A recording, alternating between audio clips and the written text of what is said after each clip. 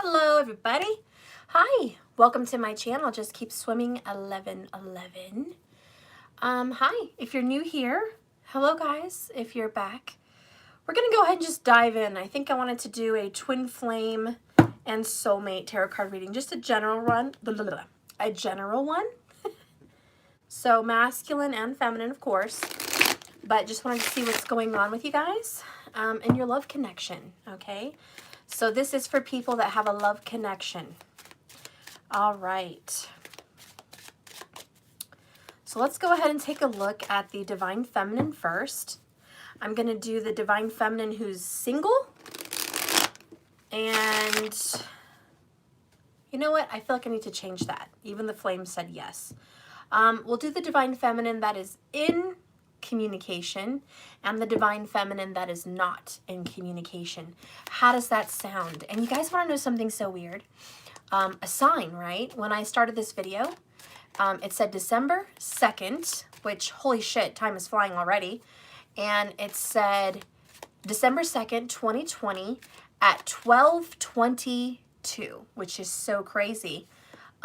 So I think I'm just going to go out and say it on, you know, some kind of a hunch, some kind of an intuition here.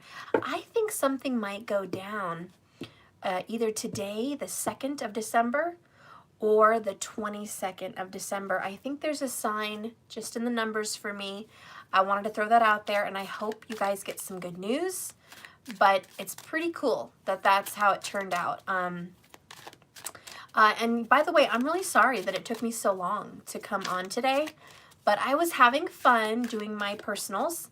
I was getting caught up on a lot of my personals today, so I naturally couldn't come on earlier when I wanted to. So here I am after midnight coming on for the collective. I hope you can forgive me on that. Anyways, let's get going. Spirit, please guide and direct me with these cards for a true and accurate reading for the Divine Feminine who is connected to someone that is a soulmate or a twin flame. Give me the energy of the person that is in communication and the person that is not in communication, okay? So you have two sides of the story here.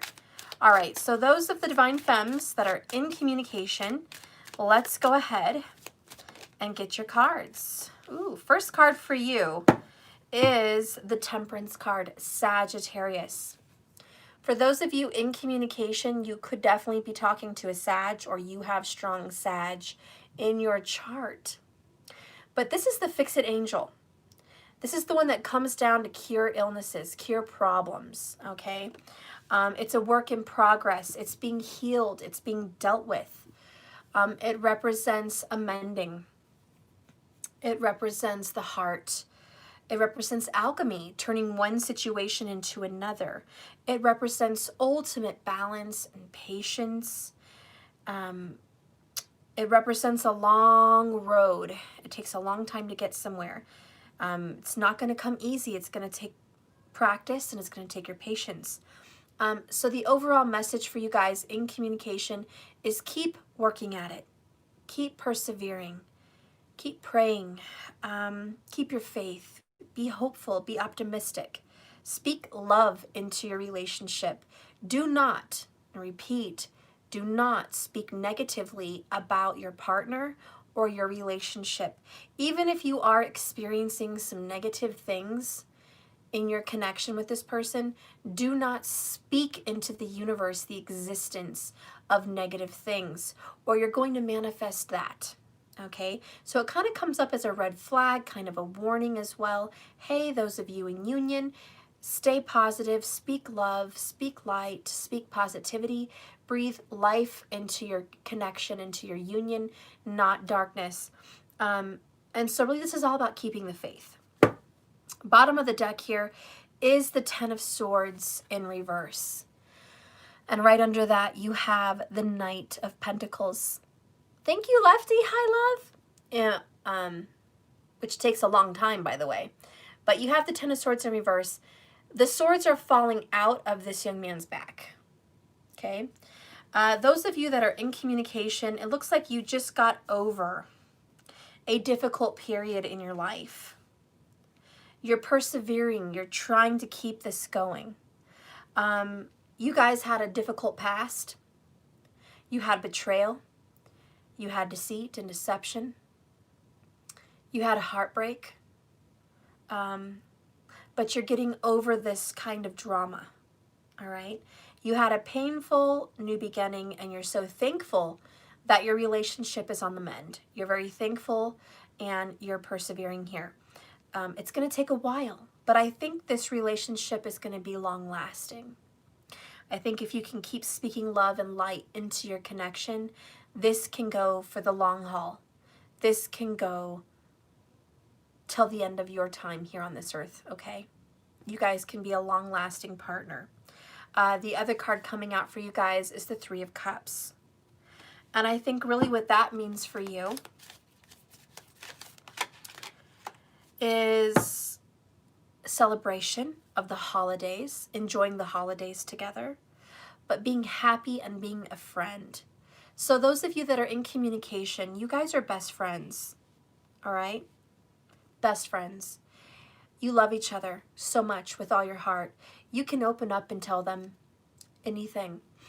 Even though there's been some betrayal, you're working on rebuilding trust because you love this person so much. You do want to rebuild that friendship, and that trust is very important to you. Loyalty is very important to you. What is the hidden truth in your connection if you guys are in communication? So the Divine Feminines that are in communication, this is your reading. Okay, what is the hidden truth between you and your partner? Because it looks very good. It looks very promising and happy.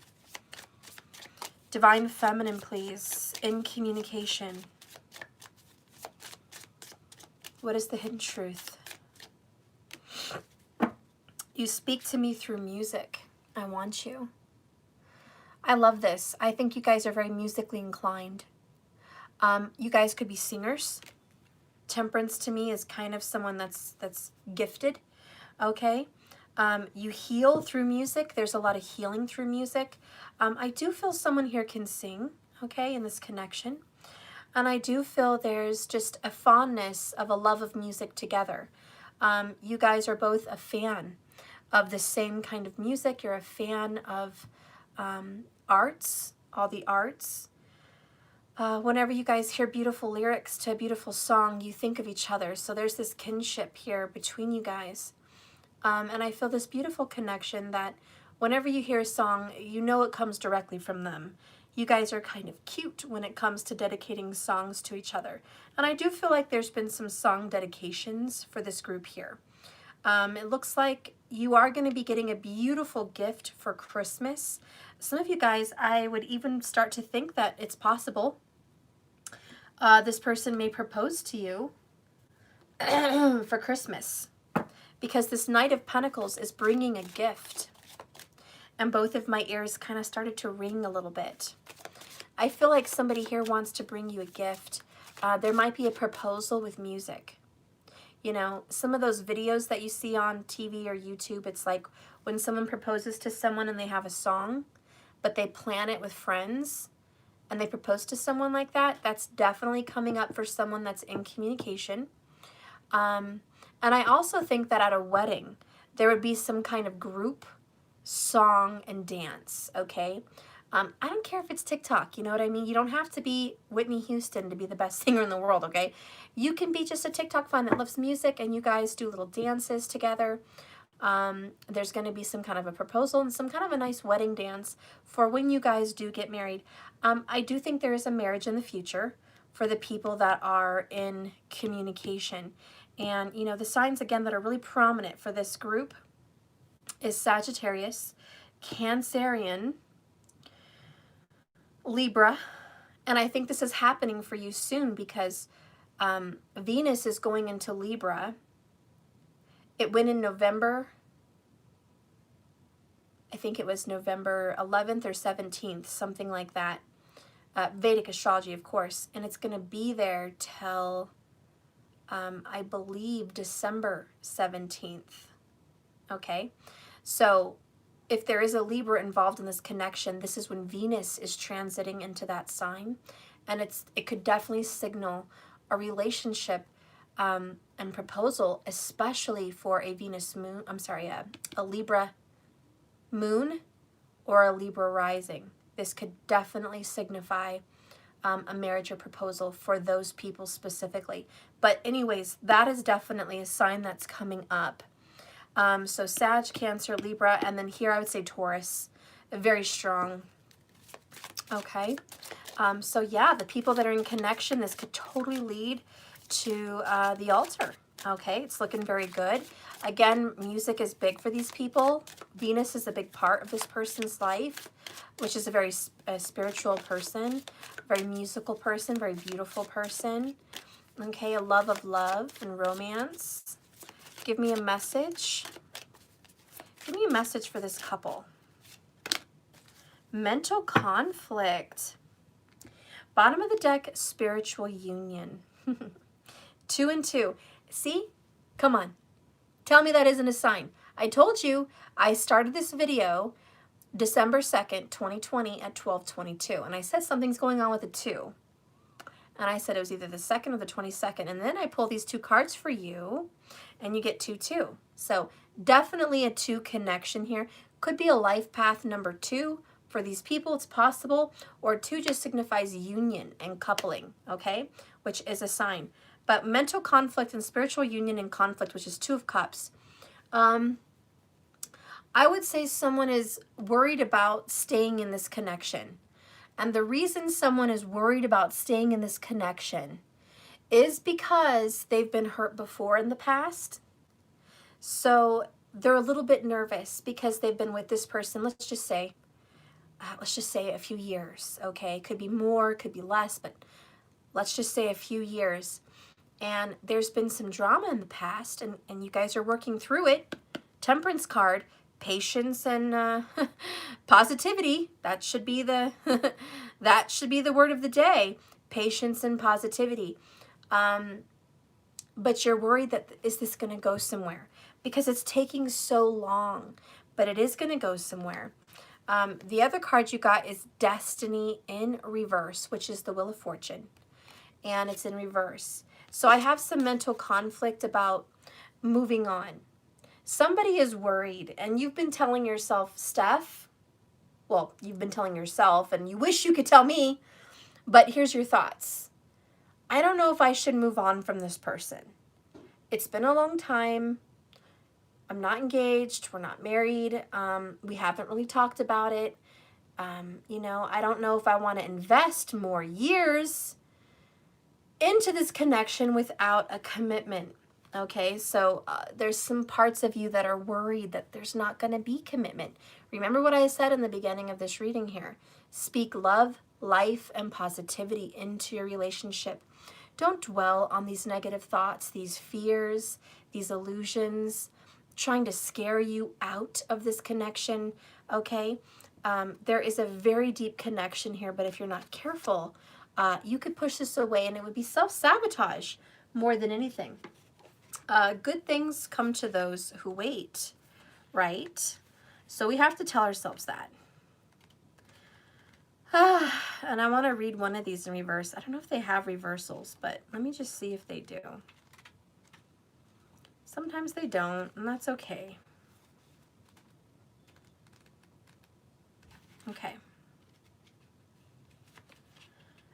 This card deals with the inability to move forward.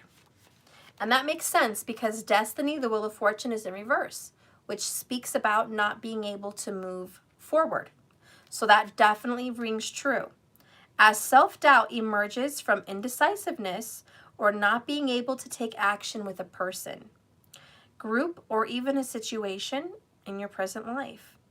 It may not be an easy decision, but you're already aware of this. Just remember that you have the strength and courage and power to make all the necessary good decisions here. When you decide to act and finally make that choice that needs to be made, then and only then will a resolution be forthcoming, and with it, a sense of mental relief. There's assistance out there for you, so seek it out, listen to wise counsel that's going to help you make the right decision. Peace and harmony will soon be yours.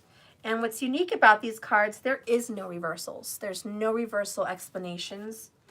So there is not even an actual explanation for this card in reverse. I'm just going to wing it. I'm going to say that you got to be careful, because bottom line, you don't want to self-sabotage this connection. You have a beautiful Two of Cups connection. This can definitely lead to marriage. It's a spiritual connection. But I do think that this, what feels like stagnation, is fear and illusion. It's a funny thing, our mind and our heart.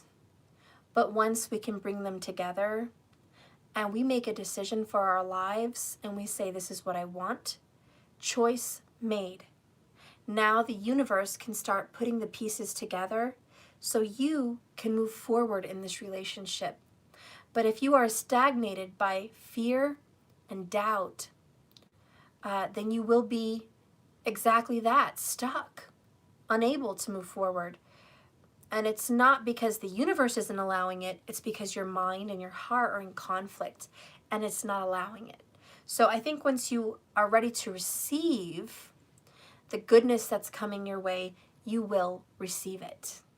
But it's up to you first. It all starts with you. So keep that in mind. All right, let's get a little oracle before we move on from this. Show me the future of those in this love connection. Those are in contact. These lovers in contact. Oop. Well, I wanted to show you that. Plenty more fish in the sea. It didn't fall, but I think you are scared and you're worried that maybe there is something better. Again, it's that self-sabotage. But I'm not going to grab it till it falls. See, that one fell. Okay. Messenger, tweet, tweet. I think in your future, you're going to be getting some good messages from this person. You're already in communication, but you're going to be getting messages of love. Bottom of the deck is Cloud 9. Okay. So what I see happening for you is a cute connection. You're still going to be communicating with this person.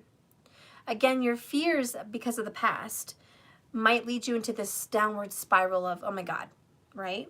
But actually what's coming into your future is lots more good communication, healthy communication. And I do feel strongly when I say this to you. Watch what you speak, because what you're speaking is becoming your reality. So I think you should be completely aware of that before you continue. Some of you guys are not watching what you're saying. You're just spitting it out there, not very cautious. So watch what you say. Watch what you speak and tweet into the universe. Okay. Show me the direction this couple is headed. Show me the direction this couple is headed. This couple in relations and communications. Oh, wow. Look at you, little guys. You got soulmates. Soulmates are important people who teach us our life lessons. They can be friends. They can be lovers. And they can be family members. So you're definitely moving forward with a soulmate. Get this other confirmation. This is, excuse me, this is so creepy. So creepy for you. You got music a second time. Tell me that doesn't happen. Come on, you know it doesn't happen. Music, again, for those in communication. Express yourself by playing an instrument or singing music that will lift your spirits. Guys, I'm sorry, but that is beyond obvious and creepy that you got two cards that both speak about music. I mean, if this isn't your reading, that's okay. It's not your reading. But for those out there that this is you and you're like, holy crap, we're totally into music. Like, that's what we do. We're totally into music. Then this is your reading. Okay, so for those of you twin flames or soulmates that are together and in communication, I definitely think that you are going to be strongly moving forward in happiness and connection that lasts forever. Marriage for a lot of you. For those of you who are married already, okay, then there might be some fears in your relationship. You might be worrying, did I marry the right guy? Did I marry the right girl? you know, you're kind of worrying yourself sick, but you need to stop worrying and just relax, okay? You're with the right person, and this is going to take you into the future for the long haul. So for those of you that are in communication, enjoy the holidays, enjoy the love with each other, sing, dance, be merry, and be happy in this beautiful moment. Don't scare yourself silly. You're ruining it. You're ruining it. Don't ruin it. It's beautiful. Don't ruin it. Okay, this is good times, good memories, good holidays, a beautiful, good connection. Do not sabotage this beautiful love. Okay, don't do it. They're not going anywhere. Okay, Wheel of Fortune in reverse, they're not going anywhere. They're going to stay put with you. So don't let yourself scare yourself with this situation, okay? I hope that was a good reading for you guys in connection for the Divine Feminines. Okay, we're going to go ahead now and go into the masculine. No. I'm sorry. Let me jump ahead. What I meant to say was the Divine Feminines that are not in communication, okay, with their twin or soulmate. Spirit, please guide and direct me with these cards into a beautiful, honest, and authentic reading for those soulmates and twin flames that are not in connection or are in very little or just no good communication. You know, that sporadic communication or none. You know what I mean? So you guys, communication sucks. You're not seeing each other. It's very little, if any at all. Okay? So this is for you guys. The none or the very little. Divine Feminine, please give me a message. Give me a message for this Divine Feminine.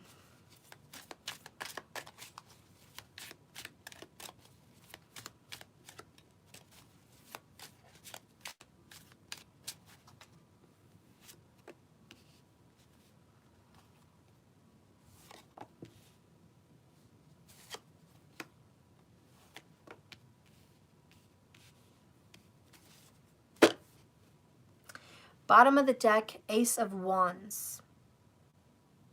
A very deep desire to have a new fresh start. Very, very deep desire. You want more than anything to just feel alive. The first card that comes out for you guys is Four of Cups. This is someone that has not been feeling the love train for a while, okay? This is someone who's like, oh my God, love sucks, Stephanie. Let me come sit in your office and let me tell you how much this fucking love sucks, hairy beanbags. Okay? That's how you feel. And you're like, Steph, God dang, if I could come to your office today, you wouldn't believe the stories I have to tell you about this crazy ass relationship, okay? This person has fucked me over, I've bent over backwards for this person. I've been in and out of love with this person. I've been on hold for this person. I've been damaged by this relationship. I have been so damaged. And you know what? This person has pushed me so far over the edge. This person has really done a number on me that, Steph, I honestly just don't want love anymore. But that's not really true, because the bottom of the deck says you do want love. You do want to feel alive. You do want passion. But you've been so damaged in this connection that there is a bit of fear about new love. What could change? Is it going to change your schedule? Yes. Your life? Yep. And there's this, I want to say it's like a gnawing feeling, a nervousness, a pit in your stomach, that you've been so stuck and so used to this, I don't want to say singleness, but I don't want to say togetherness either. What I want to say is I feel you're in limbo. You're not available, but you're not single, okay? And you've been so into this purgatory that you're almost terrified now of what it's like to be with someone, whether they're new or that person. It's like, I'm kind of used to my singleness. And you know, normally that's not what this card speaks to me, but that's what it's speaking to me. Of course, it talks about rejection. Of course, it talks about, you know, unsatisfactory love and melancholy and stubborn and just bleh. But right now it's saying, I want to be single, but not really. I want to love this person from afar. Does that make sense? Is that honing in for anyone? Are you comfortable just loving this person from afar?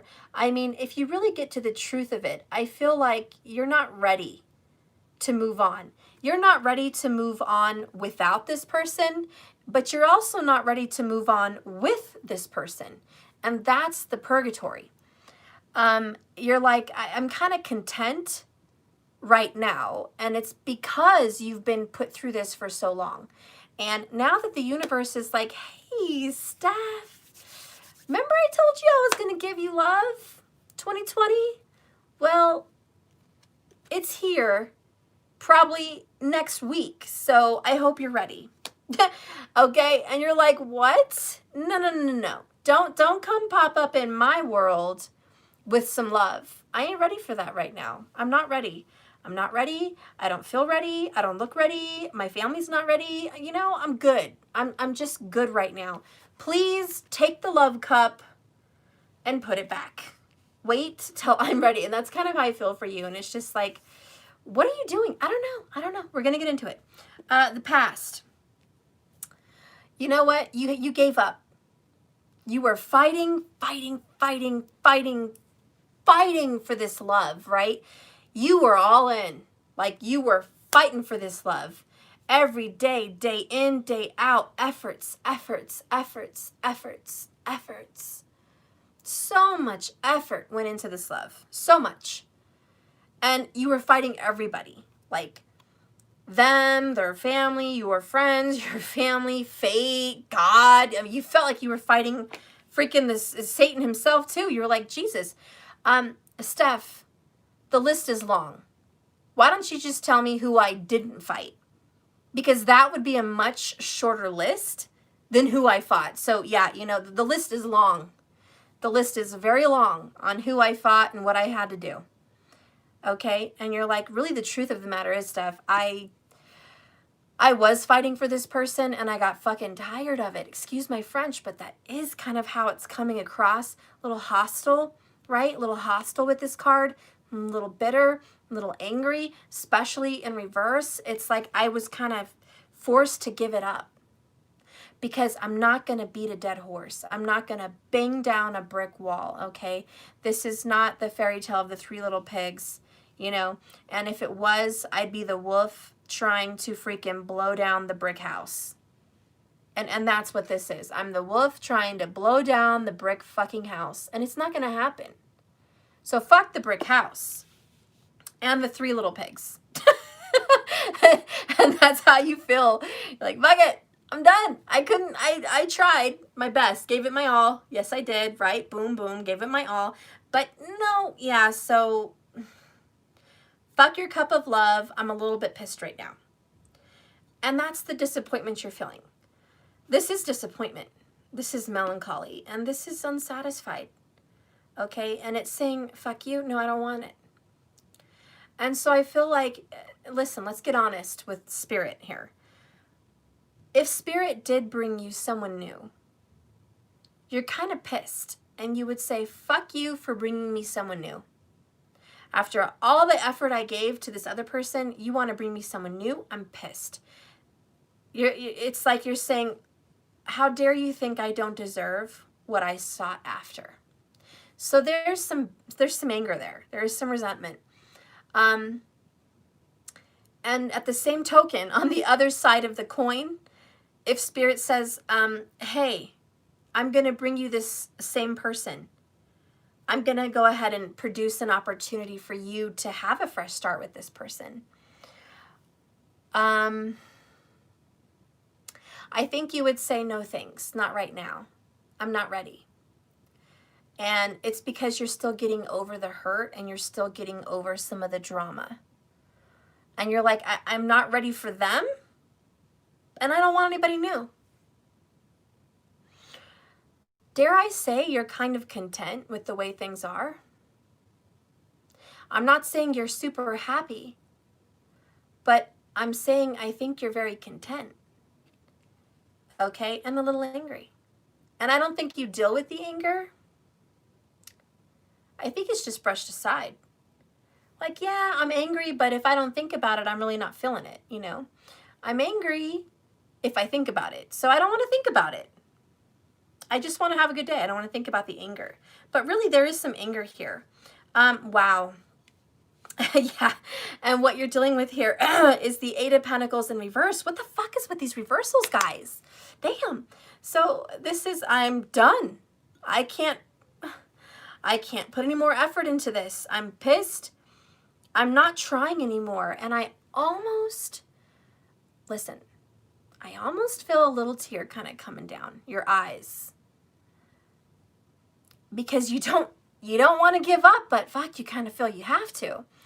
So again, purgatory. And it's like right now, Eight of Pentacles reverse. I'm not giving it my time. I'm not giving it my energy. I'm not giving it my effort. It's not that I don't give a fuck about it. It's because I do very much with the Eight of Pentacles, but it's a waste of time. And again, this anger kind of bubbles up, you know, from the bottom. I just feel like this anger kind of just bubbles up, you know. Maybe it's not anger, but it could very well be strong irritation, you know, because anger is kind of a strong word, right? A lot of you guys are like, Steph, I'm not angry, but there is this irritation, an annoyance, a frustration about this. And, right? Ugh. Thank God, the next card is not in reverse. So, this is taking a break, y'all. This is taking a straight up and down, black and white. It is what it is. It's a break.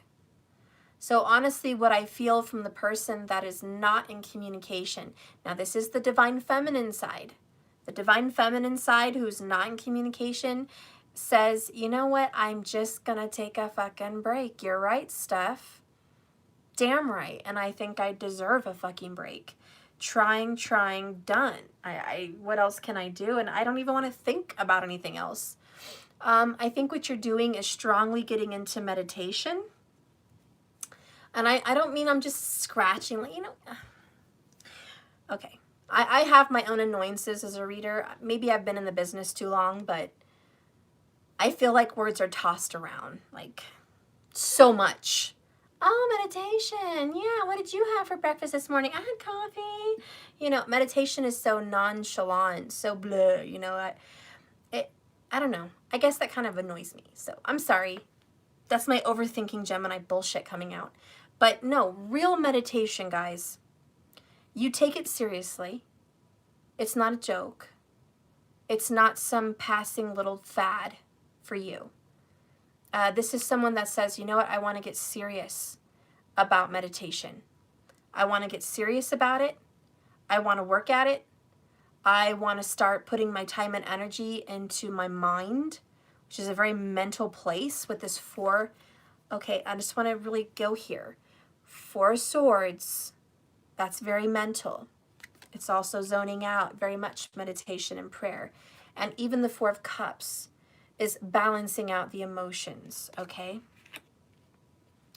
Because you have to be stable. Balancing things out equals stable, okay? Ergo, 4, the number of stability. So you're trying to balance out your mind and your emotions right now because I think you are fully aware at your frustration with this person and spirit and your readiness for love and your readiness for anything new. And I think that awareness that I'm not in the best place emotionally or mentally has caught your attention. And you're like, you know what? I'm going to deal with this. I'm going to deal with this. And that may very well be why you don't want to jump into anything new. And it may very well be why you don't even want to start with this person right now, because this is about you. Yeah. And that's what I'm getting here strongly from you. There's someone here, again, Cancer vibes are very strong here. Of course, the 4th house is very strong. Maybe you've got some strong placements in the 4th house. Okay, Virgo's here. And Leo is here. Okay. There's also some strong Aries input about fight. Mars, you know, mostly is here. You know, Mars talks about what you're willing to fight for. So pay attention to where Mars is right now and how that looks in your chart, because you're going to see where you want to start putting all your energy and effort into. And it has every bit to do where Mars is transiting. If someone could let us know where Mars is transiting, I don't care if it's tropical or Vedic, please let me know in the comments. If it is tropical, say, Steph, this is tropical. Mars is in blah, blah, blah, tropical. And I'll figure out what it's in Vedic. But if you know what it's in Vedic, just spit it out and say, Steph, Mars is so-and-so in Vedic. Just let me know. And keep in mind, that's going to show you where your efforts are going. Okay? So anyways, to this person that is clearly tired of the status quo, tired of trying, tired of effort, tired of fighting, is putting some much needed love and effort into themselves, and I'm very happy for you. I think that's really good. We're going to go ahead and see what is the truth of your connection with the Hidden Truth Oracles. Please, Spirit, show me the truth about those not in communication for the Divine Feminine. Mars is in Aries and tropical. Okay. So that would most likely be minus a few degrees, depending on what degrees it is in. If I take it 28 degrees back, it would put it in Pisces. So Mars would be in Pisces. I'll talk about both. It's currently in transit. Okay, when is it transiting? Do you guys know when? Is it soon? We'll just talk about both, because if it's transiting from Pisces to Aries, it's going to be in Aries. And if it's transiting from Aries in tropical, it's going into Taurus in tropical. But really, I think the prominent placements of Mars right now is right in Pisces and Aries, okay? So anyways, Mars has been in Pisces for a while, okay? Now, Mars in Pisces means a lot of things. One, like I just said, meditation, isolation. Do you see why isolation is prominent here for you? If there's a Divine Feminine watching me and you have some strong Pisces placements, which would be your sun, moon, or rising, in Vedic or tropical, you're going to be definitely feeling this, okay? You are going to be feeling what I'm talking about. And if you have strong Aries placements in tropical or Vedic, you're going to be feeling what I'm talking about, okay? But again, the 12th house, Pisces, represents isolation, spirituality, meditation, detachment of this world, detachment of work, okay, detachment of effort. So as Mars is transiting there, if you have Pisces, where is this affecting you? Do you have a Pisces moon? It's affecting you mentally and emotionally. Do you have a Pisces sun or Aries sun? It's affecting you firsthand, physically, okay? You're physically just drained. Fuck, right? If this is your ascendant or rising, it's affecting your dreams, your aspirations, your goals. It's making you pull away from them, okay? So you have to see where you're being pulled away from, because in essence, Mars in Pisces is pulling away, okay? So this is why these people are being pulled away. And I do feel very strong Mars here for you guys. Mars is affecting this relationship. It really is. especially a divine feminine, pulling away from the relationships, pulling away from it. Now, Mars in the Aries energy in tropical would mean fight, which is a lot of this, and you're giving up the fight, okay? So kind of contradictive there. But Mars in Aries is I want to fight for what's mine. I want to fight for myself. I want to stick up for myself. It's very argumentative and defensive, okay? And combative, even. Physical arguments can stem up here, depending on where your Aries is. Physical disagreements, arguments, domestic issues for sure. You know, even if it's with your kids, you know, domestic issues, just anger, you know. This might be where the anger is bubbling up in the tropical energy. Anger, resentment, fight, war. Remember, Mars is the god of war, especially in Aries. So he's willing to fight. So you have to know, well, where do I have Aries? Is it my moon? Then I feel like I want to fight mentally and emotionally. Is it in my sun sign? Then I feel like I want to physically fight. I feel like I want to get into boxing, kickboxing, you know, fighting, karate, you know, jiu-jitsu, whatever. You feel like you want to get out there and fight. Okay? Maybe you want to debate. Maybe you want to battle. Mars is about conquering, getting turf. Mars is totally real estate. Real estate mogul is Mars, as well as this, a real estate mogul as well as a soldier. So Mars is like, I want to conquer. You know, Mars is about conquering land and putting a flag on it. This is mine. Okay? So, you know, Mars in Aries is the same thing. It's about saying what's yours, right? So you might also be feeling this strange feeling of ownership. You know, and that Mars rising sign, you know, with an Aries rising like that, you really want to conquer people. You want to win. You want to win a debate. You want to win a battle.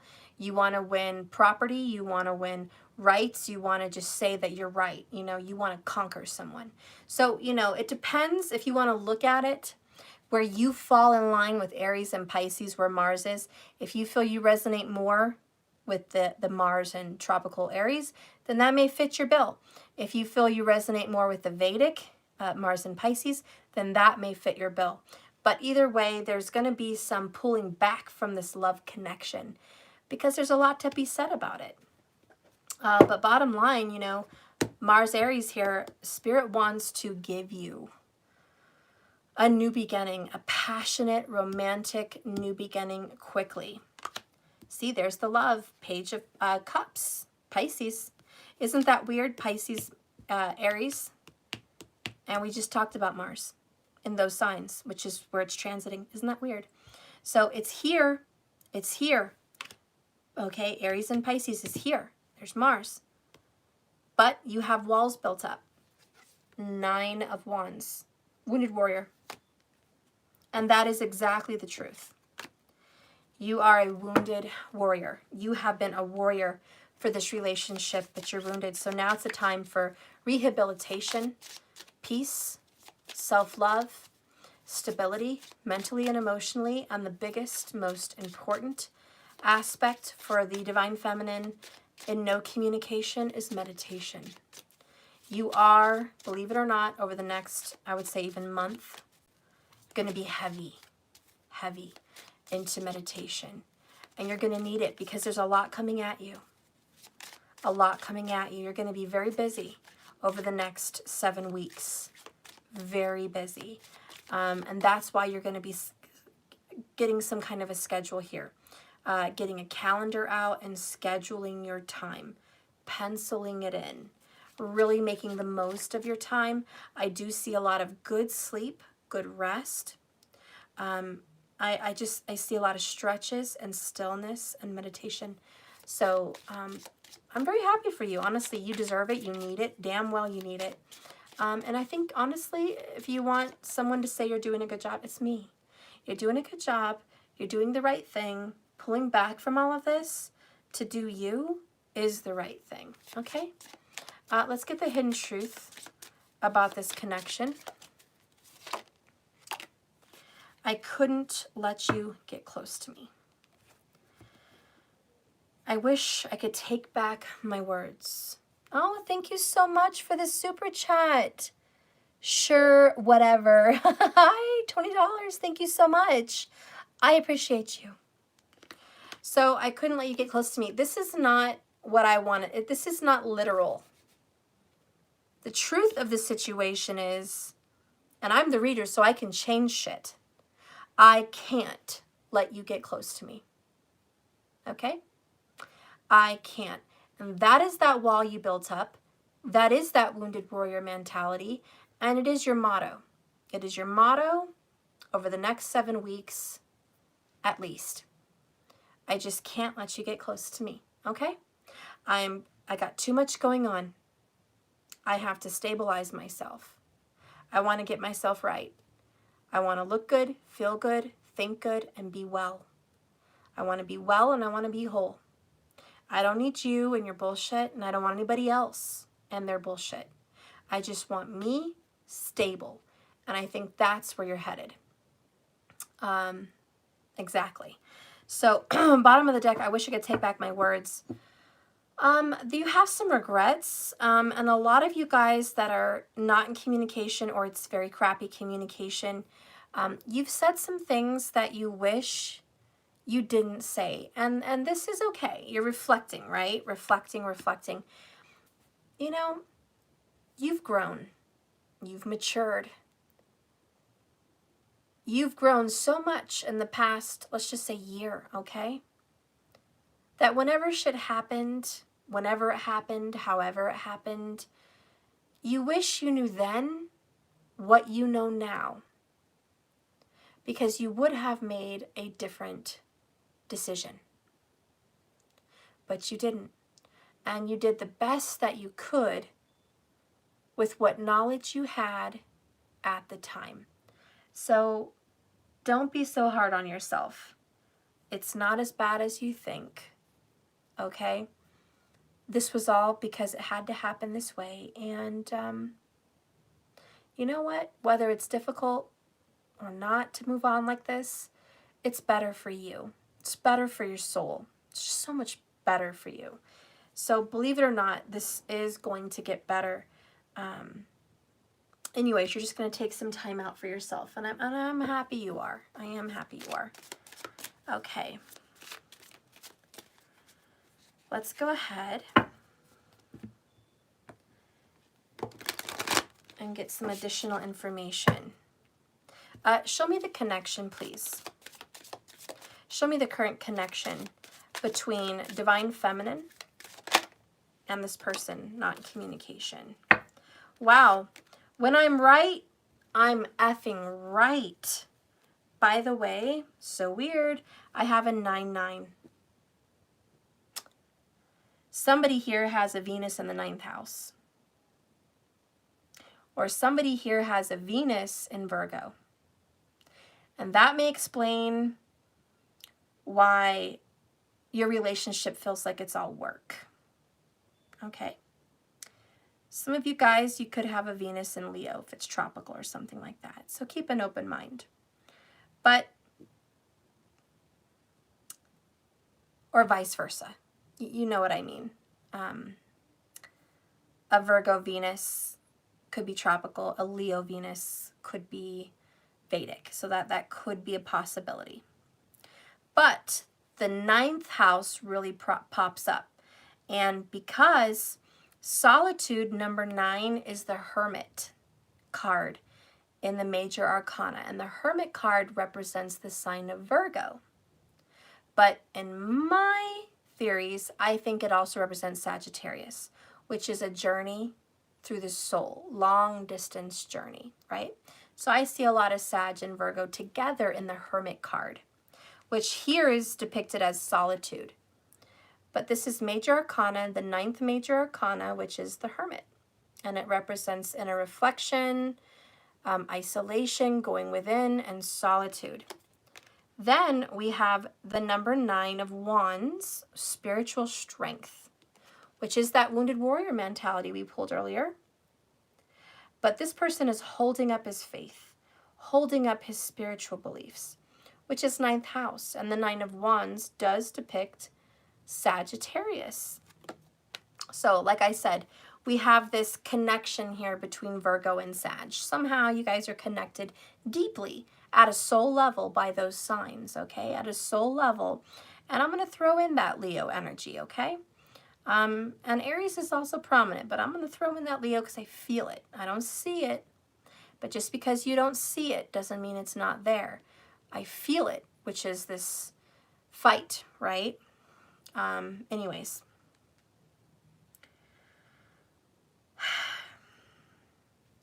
You are guided to this person because, yes, it's a soulmate vibe. Yes, for some, it's a twin flame vibe. Your connection is brought together by the universe. Your connection is brought together by the soul.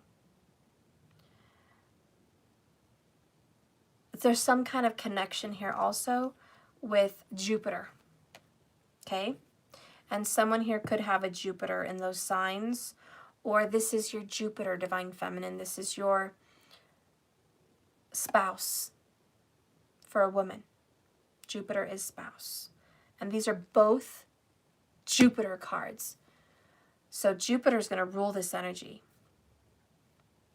And it's funny because Jupiter is going in with Saturn, and it's about responsibility, structure.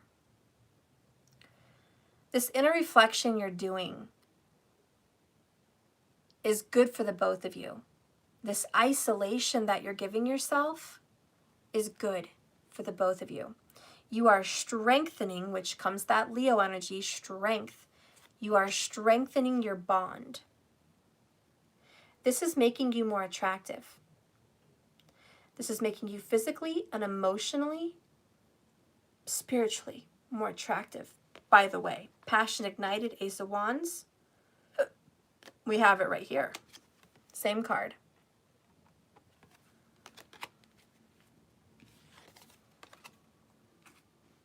You're going to get your fight back. You're going to get your strength back. You're going to get your feel-good awesomeness back. Right now, it's a little defeated.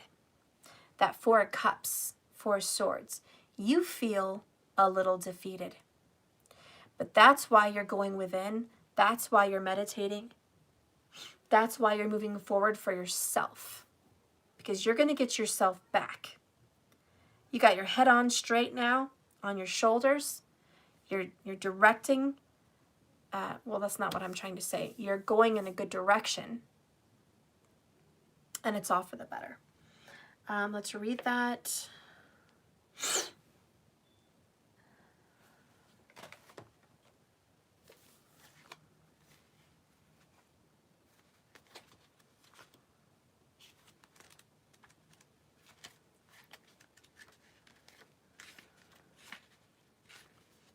Stop. Your soul is calling out and needs you to be honored and heard.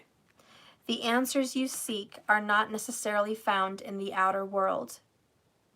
The time has come, single femme, well, isolated femme, to take a step back from the world and withdraw from the outside commotion. The solitude card is a reminder of how important it is to pause, still the mind, meditate, reflect, reevaluate, and discover the wisdom and the answers within your very soul of your very being.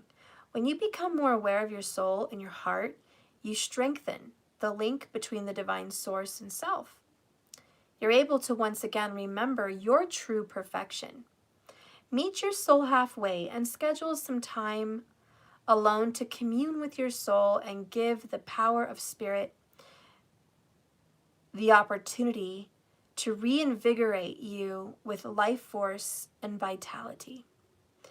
Now conserve your energy to deal with one thing at a time. And as you follow the prompts from within, when it comes to moments of quiet, inner solitude, it really isn't about quantity. It's about the quality that counts. Okay, I just got a very loud message. And this is going to be important for someone. And you need to hear this. And I think God knows you need to hear this. He's going to use me to tell you But this is for you. It's direct and you know who you are. Don't worry about the time that you spent with this person, because I feel like it was a very little amount of time. Don't worry about the little amount of time that you spent. It was the quality that you guys spent in that little amount of time. You had more meaningful moments in the little amount of time you spent with this person than this person spending a lifetime with somebody else. The moments you shared were much more meaningful. So stop beating yourself up about you only having a specific minimal amount of time versus this person and someone else maybe monumental amount of time. Okay? So that's a direct message that stopped me in my tracks and needed to come out for someone. Anyways, continuing reading this card. The soul continuously draws to itself what it needs in order to learn and to grow. For example, during this period, someone may step into your life, and by sharing his or her own experiences with you, you may receive helpful insight and wisdom into your own. Yep, and the traditional archetype of this card is the Hermit, as I told you, in case no one believed me. Some of you guys question me and don't believe me, but proof is always in the pudding. Spirit, please show me where this relationship is headed. Where is this relationship headed? Round and round, pitched. It's not over. It's just not over. There's so much to learn from this soulmate, from this twin.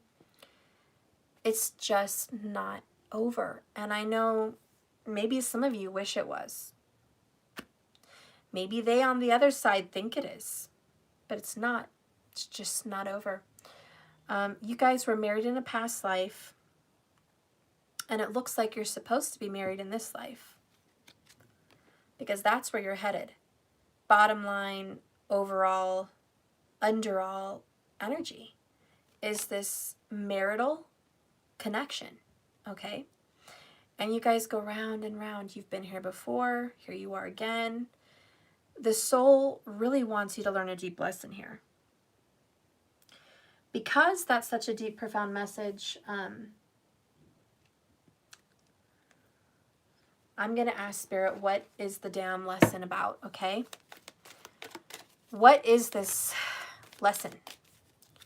Why does the Divine Feminine have to go back and do this again and again and again? What is the lesson that he or she needs to find this time? Gratitude and abundance. Wow. You need to be happy with what you have. Your lesson is to not be doubtful, to not be sad, to not be mournful. This is not happy with what you have. This is what I have kind of sucks. I got dealt a shitty hand in cards. Love sucks. Life sucks. The big gray, sad storm cloud sits over me, and negativity. And I'm not saying you do this purposefully, but maybe you should catch yourself, and maybe you find yourself unhappy. Maybe you find yourself pitiful. Maybe you find yourself unworthy, unwanted. You know, other people are lucky. They get what they want, just not me. You know, I think Spirit wants you to learn this time around. And it could be your partner too, because this is completely reversible. This is also their lesson. It's not just you, soulmate or twin. You're not the only one on this end over here that this is your lesson solely alone.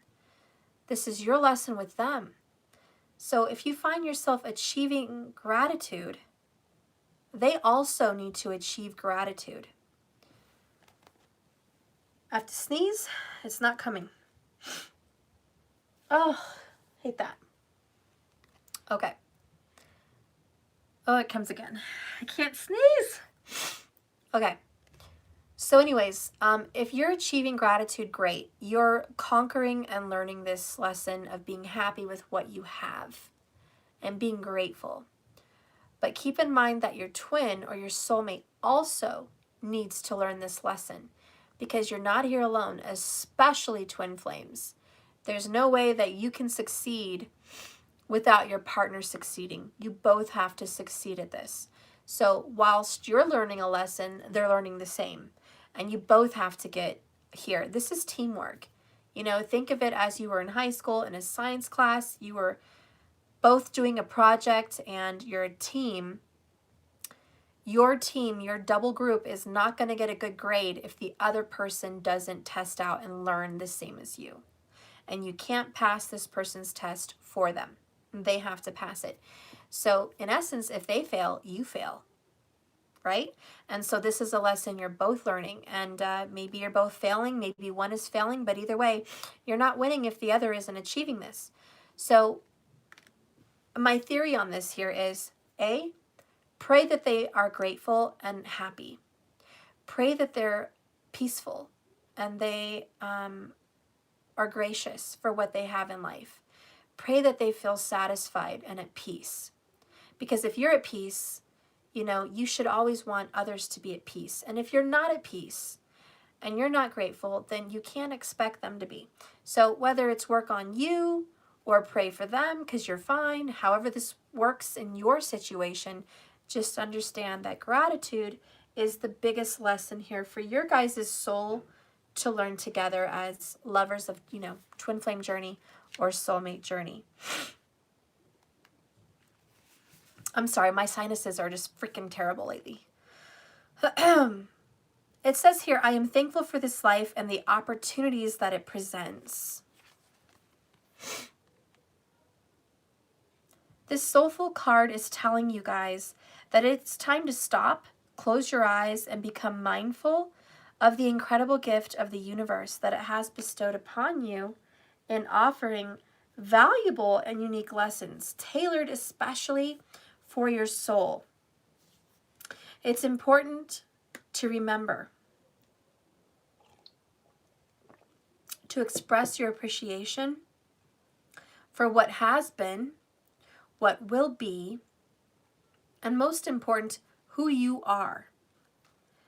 It is time to acknowledge to the universe how thankful you are for being provided these opportunities for these insights and understanding.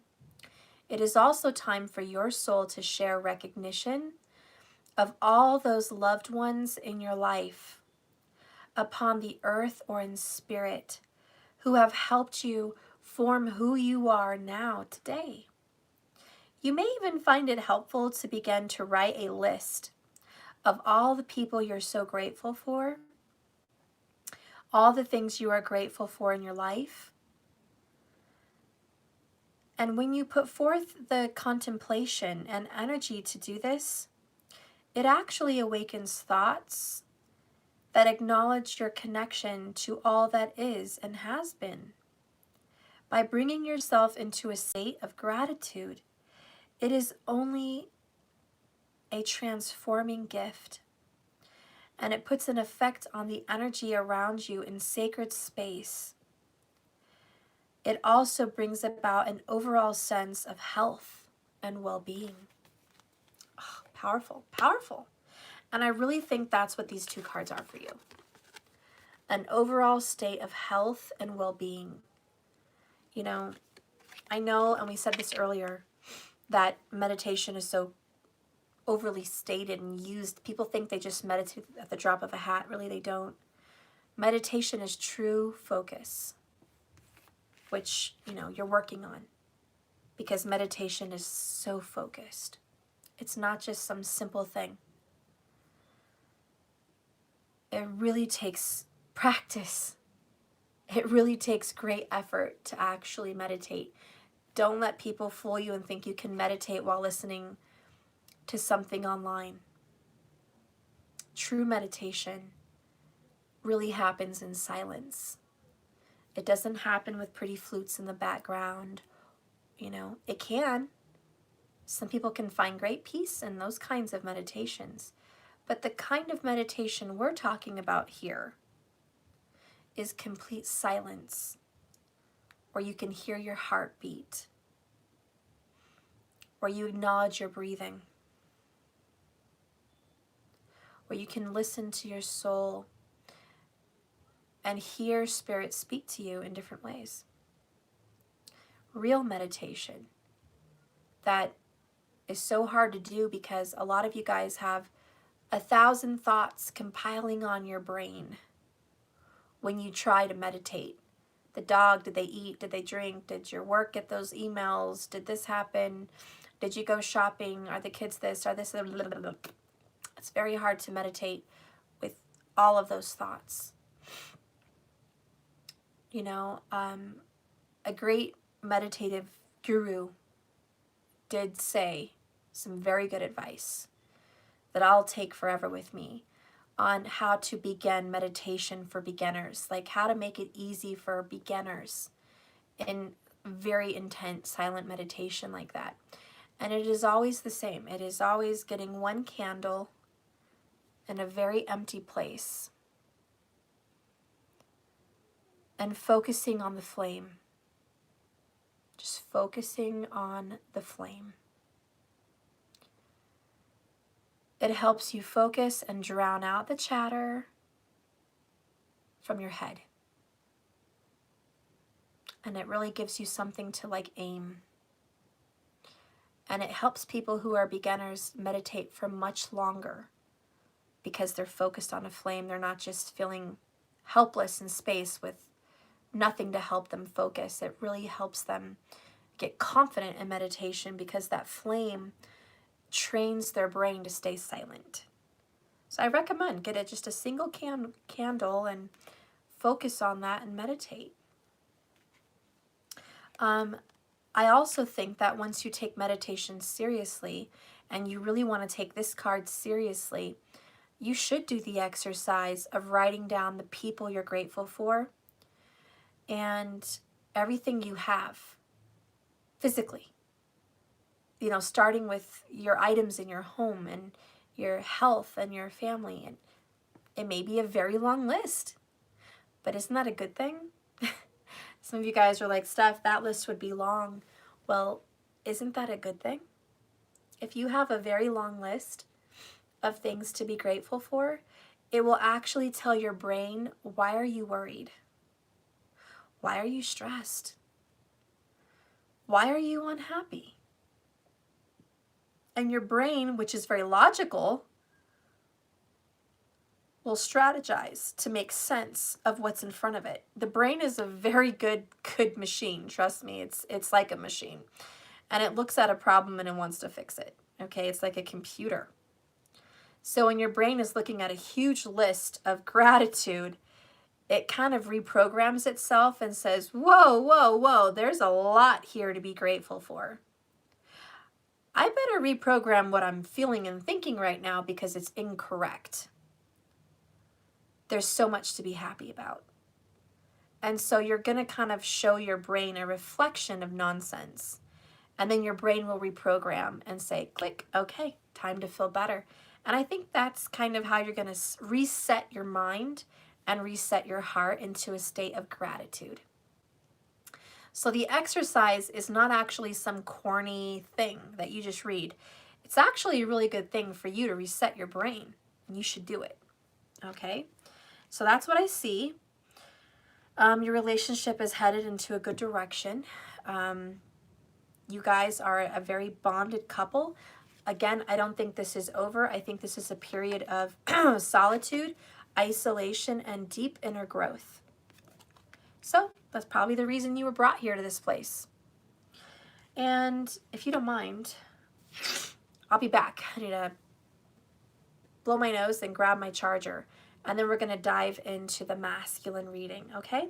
So I'll be right back. Intermission.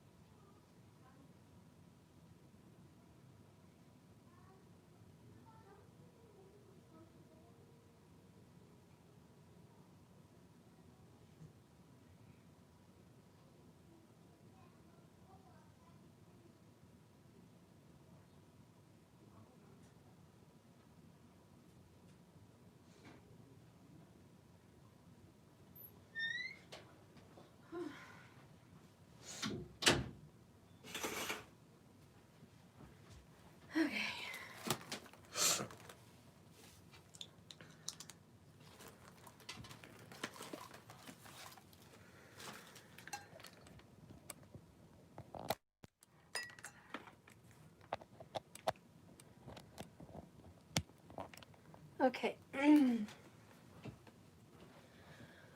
Oh, I forgot to do my divine directions.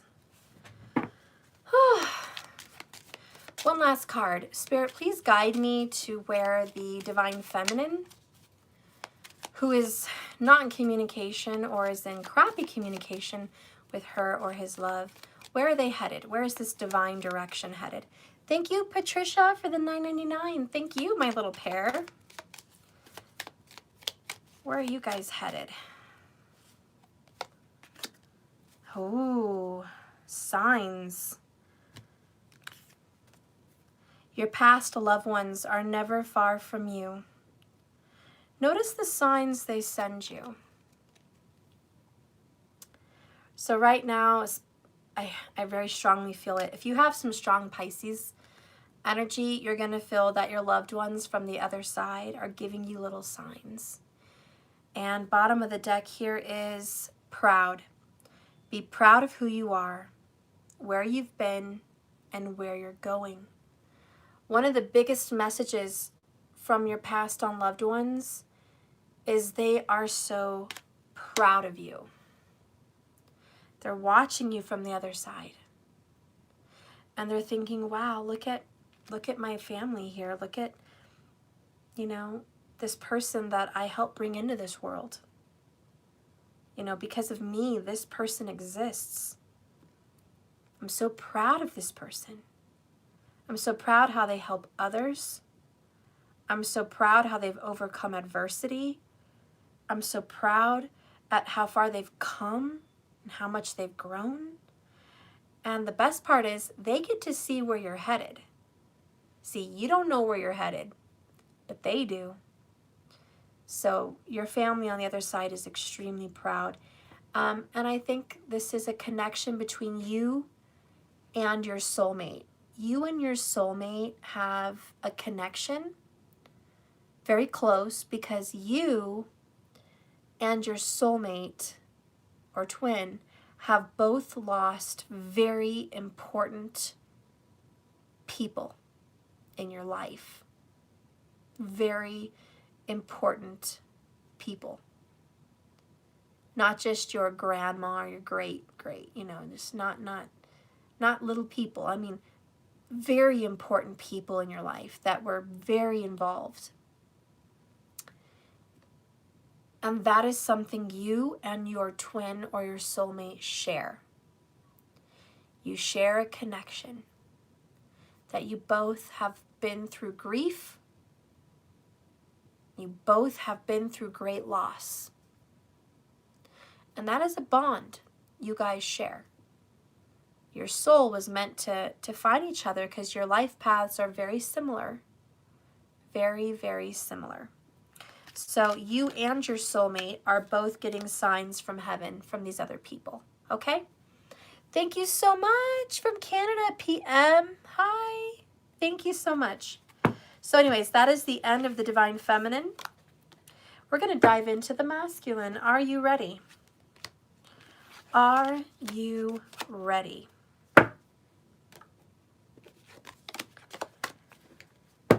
Okay.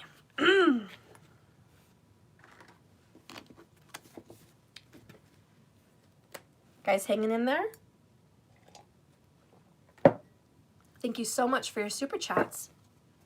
I really appreciate that. Spirit, please guide and direct my hands into a reading for the Divine Masculine. First, I'm going to start with the Divine Masculine in contact with their soulmate or twin flame. Show me the Divine Masculine that is in contact with their twin flame or soulmate.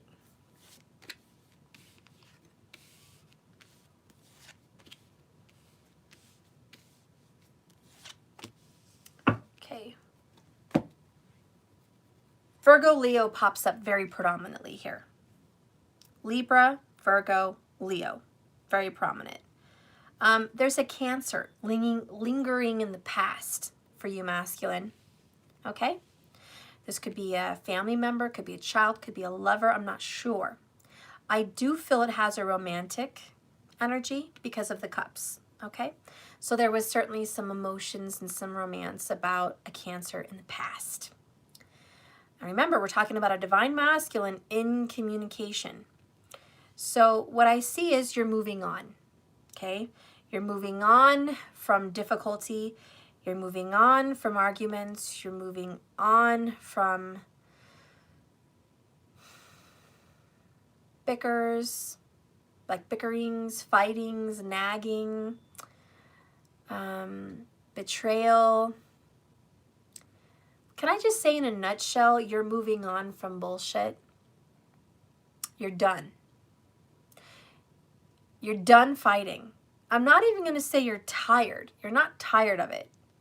Because I feel like you're a good debater and I feel like you're very good at arguing. But you're just done arguing. You refuse, actually. You refuse to argue any further about the past. Now, I feel like your past, you were a playboy, a playgirl. Okay, DM?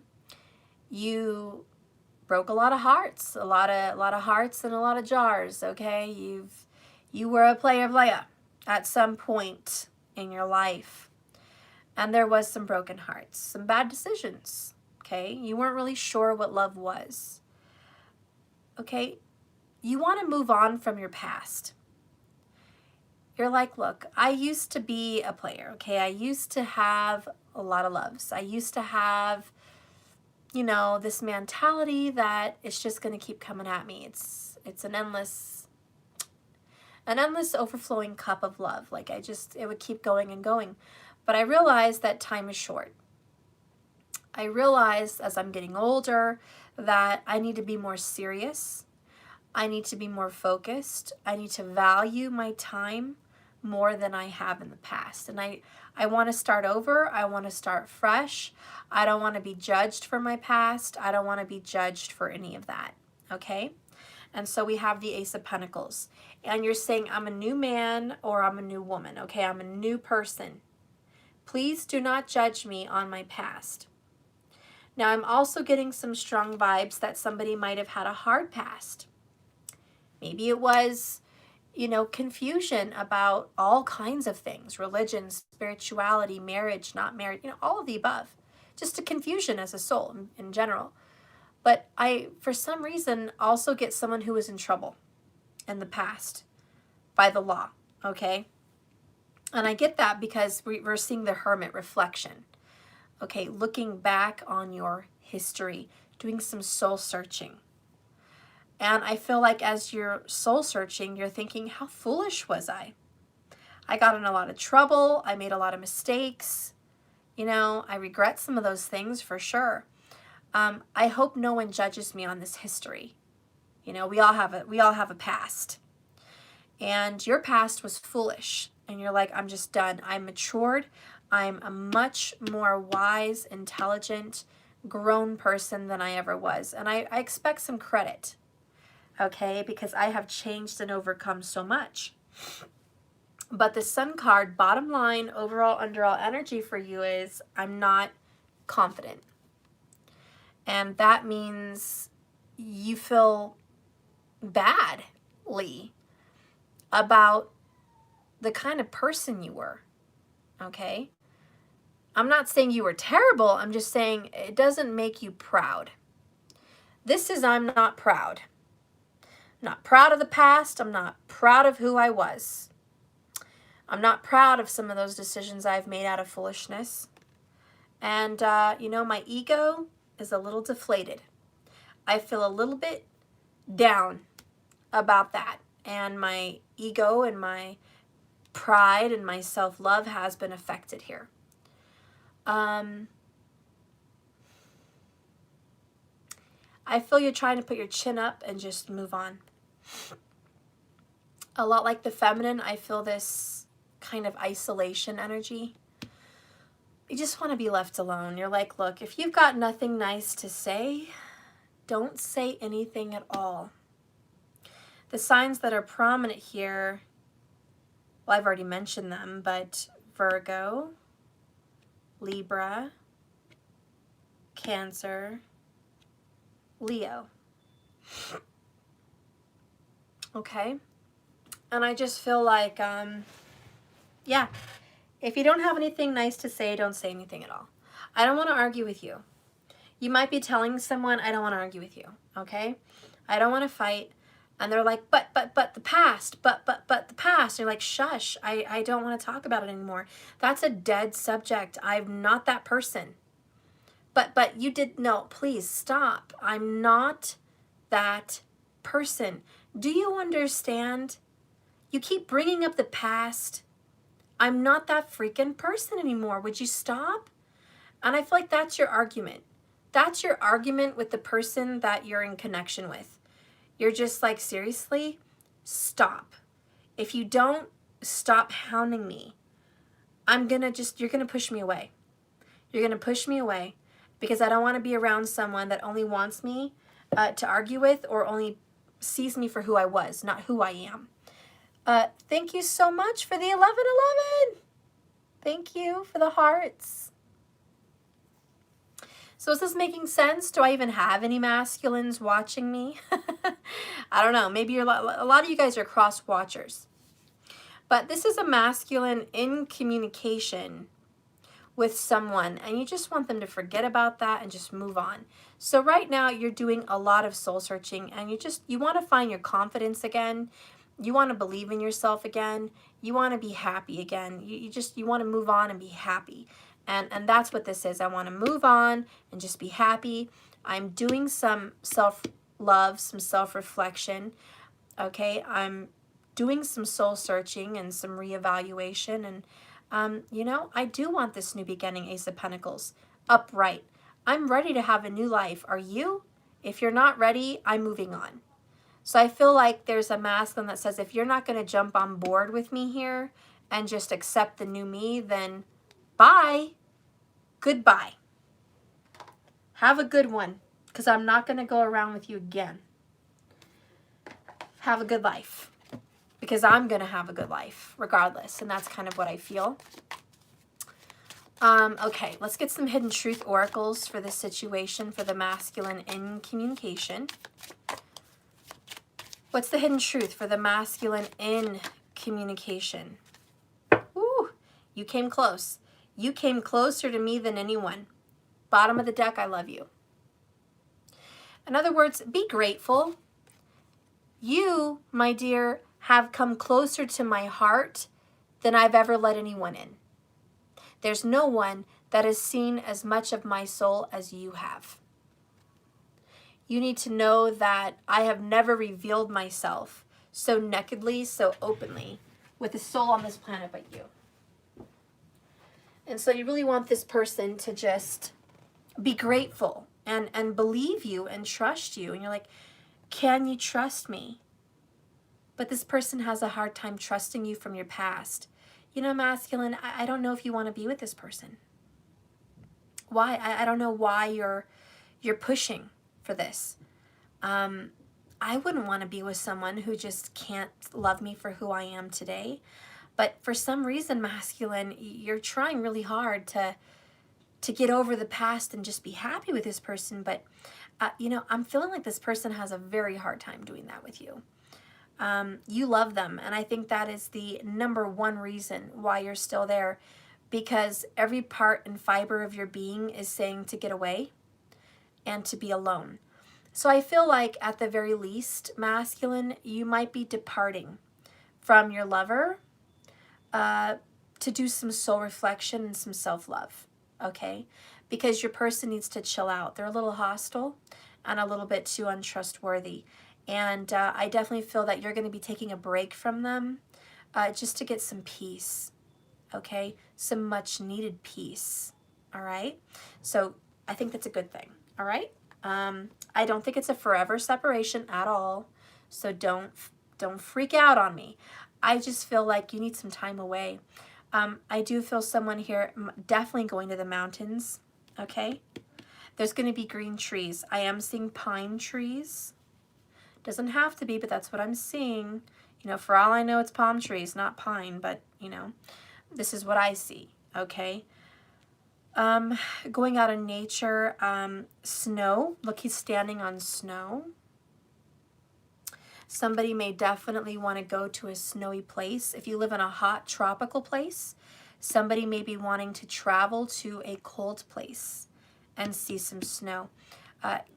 You know, I think Canada is very strong here. Alaska, Canada, very beautiful kind of places like that. Cabins. I'm feeling Poland and Sweden also coming up, okay? But in the America, you know, obviously it's more like an Alaska, Montana, Colorado, you know, Utah kind of energy here. Could quite possibly be the Dakotas, okay? But, you know, I'm feeling this nice snowy kind of feel. And, you know, if you live in a warm place, maybe you as a masculine are thinking about traveling home for the holidays where something's cold, or maybe wanting to take a ski trip, wanting to book a little vacation to go into a cool climate, even if it's for a weekend. But I definitely feel that, okay? And I feel like you need this retreat. So I got goosebumps. I feel it. Masculine, you need a retreat. You need to, like, get happy. Come on, let's get happy. You can't be happy around negative Nelly. And if they're so negative Nelly and stuck in the past, how can you be happy? And you're like, God, I love you. Isn't that enough? No, apparently not for them. Okay? Apparently not for them, masculine. It ain't enough. Your person is high strung. Maybe they're the ones that need the vacation. I don't know. But I see masculine saying, you know what? I need some time away, Steph. I need some time away. Okay, and I'm all for it, hun. Go for it. Go for it. Don't say no. If you have an offer, hey, I'm going to give you an opportunity to go on this trip. Take it. All right, let's keep going. Masculine, give me a message for this connection. Got a few cards. I'm going to take them. Bottom of the deck. 7 of Pentacles in reverse. Patience and planning. Kind of losing hope is what I'm feeling here. Like, ugh, you know what? I planted the seed and haven't seen any fruit yet. But wow, you have a lot of major arcana. Wow. There's that Leo. Power. Okay, look at that. That's gorgeous. Strength. It takes strength to deal with this. There's a masculine that it takes all of you to be positive in this, okay? Oh boy, do we ever have an issue. And this is good though. It's the devil in reverse. And it's temptation. You're fighting temptation. Whenever strength and the devil come together, you are 100 fighting a temptation. Your temptation goes along with more Leo vibes, which is solar plexus chakra. Confidence. We just talked about this right here at the Sun card. This is solar plexus chakra all day long. But just like this card is in reverse, so is your solar plexus chakra. How are you dealing with this? You're very defeated. This person is tearing down your confidence. I'm just going to be real with you. Thank you, Ashley. What is Ben's intentions? Are we going to make it? Oh, hun, if I have time in the end, maybe I can answer that question, okay? Thank you, though. I love you. Thank you so much. So, anyways, we have you feeling very beaten down, losing a lust for life, losing a lust of happiness. This person is not making you feel very good about yourself. And that's the temptation. You're fighting the devil. And the devil inside of you, they want to bring out your old self. There's some parts of you in your past that you're not like anymore. Maybe you used to be a drinker. You're not like that anymore. Maybe you used to be a smoker. You're not like that anymore. Maybe you used to be heavy with arguments, domestic spats, and you're not like that anymore, you know? Maybe you used to be wild in your days, but you're not like that anymore. And it's like this kind of negativity kind of makes you want to revert back. And you're like, I'm not going to go there. Fuck that. Excuse my French, but seriously, this is you telling the devil, fuck that. I'm not going back there. I'm not. I'm not going to be that person. I'm not going to be tempted to revert to my old ways. And there is some of you where there's some cheating, okay? You're trying to get over maybe cheating on someone in the past, or maybe you're trying to get over someone that cheated on you, because this could be reversible. Could definitely be reversible, masculine. But they can't. And so then there's this fear that they're going to cheat again, or that you may go back to cheating again. And you don't want to do that.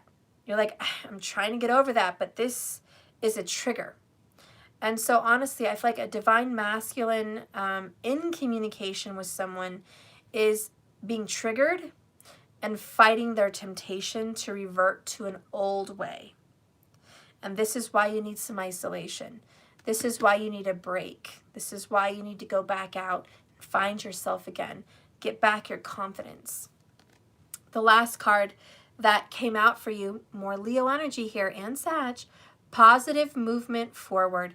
8 of Wands. The key word here is positive. So you, my love, are heading off into the sunset. You are moving forward in a very good place. Sir, ma'am, whoever this is, divine masculine in contact, you, sir, are doing a very good job. You are conquering the devil. You are conquering your fears, your illusions, your inner demons, your old ways. You have conquered them.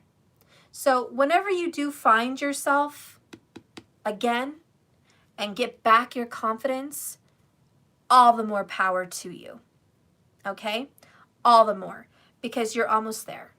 You're almost there. And I know you love this person. Don't let them tell you different. Don't let them defeat you. Don't let them tease you. This is temptation.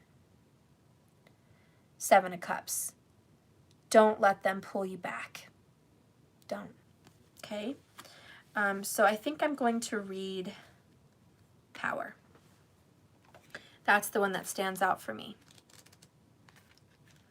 Well, for you, but in you know what I'm looking at, it stands out for me. Masculine. As a spiritual being, you have unlimited power at your command. This card represents your inner strength, your willpower, your courage, your compassion, your generosity, and your love. At any moment, these beneficial qualities can assist you in coping with an adverse condition right in front of you, or the many surrounding your life. Set aside the necessary time to resolve such issues. Power represents more than physical and external strength. It can also be channeled emotionally, mentally, and spiritually. When you have balance over body, mind, and soul, you have balance of your life and the power of spirit. Anything can be overcome to achieve a positive result.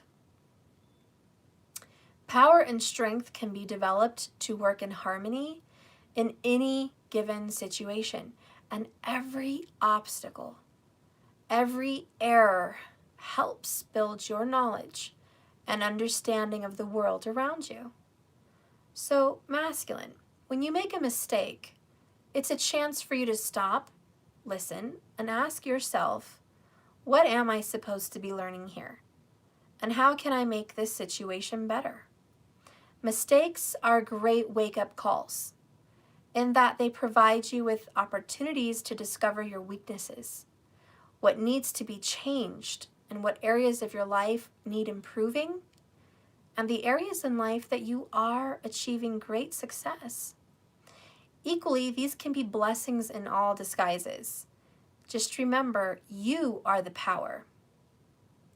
The archetype of this traditional card is the Strength card. So yes, and there you go, in a nutshell, right? In a nutshell. Where is this relationship being headed for the masculine in communication? Where are you headed, masculine? Besides the cold mountains or the cold snow, where are you being headed? Does that make sense? Where are you being headed? That does not make sense. Where are you headed? Where are you being led to? Where are you being guided to? Where are you headed in this connection? Oh my God. Ridiculous. It's so ridiculous. So like the feminine, you get the signs card again. Your past loved ones are never far from you. Notice the signs they send you. So, repeating the same message I just had for the feminine in separation earlier, okay? Your loved ones are sending you signs from the other side. They're proud of you. They are proud of you. Your past loved ones are not far. Notice the signs they send you. Feathers, numbers, music, movies, all kinds of signs. Okay, repetitive things. Do you get in your car and you see the same song every time you get in the car? Do you see the same time on the clock? You know, these are things that your loved ones are like, hey, I'm here. And so they're with you. And you know what else is very telling is the Magha Nakshatra, which is a Leo energy. But Magha Nakshatra specifically out of the whole 27 nakshatras. It talks about ancestry. So the Magha Nakshatra for Leos talks about your ancestors. And it specifically talks about the bloodline and karmas attached to your family. So for the masculines, and you can be a male, definitely a male, but you could also be a female in a masculine energy. But what that nakshatra specifically speaks to, and you don't have to be that nakshatra, but what it speaks about is kind of family curses, family karma. The things that you're going through is something your father went through, or your father's father went through, you know, or your great-grandpa went through. It's very masculine in Vedic astrology, but if you want to throw in feminine in there, you can. If it's a grandma, you can do that, okay? I'm open. I'm very open-minded to that. But just know that whatever struggles you're having, you're not the first one in your family to have these struggles. There could be someone here that your father's father or your father may have struggled with alcoholism. That could come up for some people. Others, it could be multiple women in their life, multiple men possibly for some, okay? And that could have been a struggle, okay? And so, you know, these things trickle down the ancestry, they trickle down the DNA. It's, you carry your ancestors and their history with them in your DNA. It's like a map. It's like, this is where you've been. This is where you are, and the only one that can break these cycles is the one who's currently living. So if you want to break these cycles from your family, it starts and ends with you right now. That's where it starts. That's where it ends. And you can break that curse or karma, as it's more formally taken, today. And you can conquer that and overcome that with the Strength card and the Devil Temptation. So masculine, whatever family drama that you've had in your life, know that you're not the only one, and your ancestors, your passed on relatives, are very proud of you trying to conquer this for them. Because understand that when you clear this karma for yourself, you kind of clear it for them too. And everyone can just take a deep breath and go, at least someone has broken this repetitive cycle, this repetitious reincarnation cycle that we have to see the same shit over and over again. Thank God we don't have to, as a group, a family group, relive this lesson anymore. We can finally make some positive movement forward. And that feels good. So you're going to be healing your ancestry, healing your family ties, healing that masculine energy, okay? Bottom of the deck here says you are headed for flow. You need more flexibility in your life. So allow yourself to go with the flow. Don't be so rigid. Be open-minded. Go with the flow. Be swishy-swashy. Okay, that probably makes no sense to a masculine, but the ladies know what I'm talking about. Be swishy-swashy. All right, so that is for the divine masculine in communication. Get some time out. I think really that's the overall message for you. You need some time out. You really do. Women seem to take a lot of time out for ourselves, you know, mostly. Not all. I haven't. But some. You know, men tend to work a lot and just not take some time out sometimes, even though there's a lot of men that I know that take too much time out. But when you do take time out, how often do you take time out for growth, for spiritual growth? You probably don't. I mean, the time out that masculines take out is hanging out with others. You know, going to some kind of scenery around other people, and that's really not the same thing. So I think for the masculines, getting out in the mountains is going to do you some good because it's meditative. You know, well, obviously I live in the Rocky Mountains, but when I go up to the mountains when it's snowing, one time I fell in the snow and it was as high as my head. Like, I probably could have died. I stepped in the snow to go pee and I just sank right into the snow. It was crazy. I'm kind of short, but damn, that was some thick snow. But besides that crazy moment, when I was hiking just in the mountains in the snow, it felt so good, and it's actually warmer than you think. You know, you might think, oh, Steph, you're in the mountains in the snow, it must be freezing. Actually, false. In the mountains in the snow, it's much warmer than you think. The sun is very close there. In the daytime, it's very sunny, and when you're hiking, you actually get very hot, and you sweat, actually. And you might even want to take off your jacket. It gets so hot. So it's not as cold as you think. So don't, oh my God, I can't go to the mountains in the snow. It's too freezing. No, you're actually wrong. Get some good shoes. You're good. Anyways, it was so quiet. It was so awesome. And I really recommend it because it was just the silence of the snow. Awesome. And the beauty of the scenery and the fresh air and makes me want to go up there right now. I really should.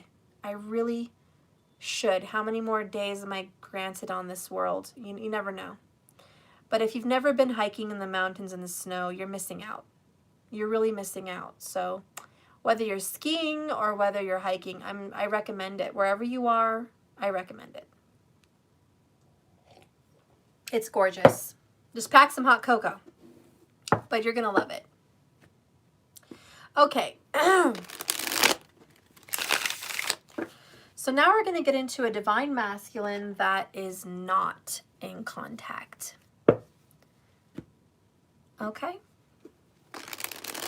So divine masculine, if you are not speaking to your twin flame or your soulmate, or you guys speak very little, this message is for you.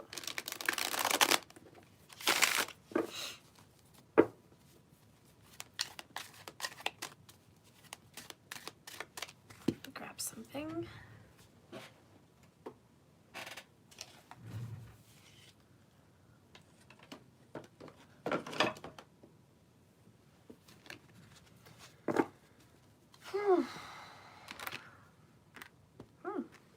Those cards want to come out.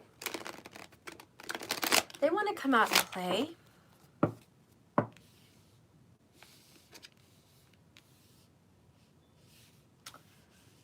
wants to be that way.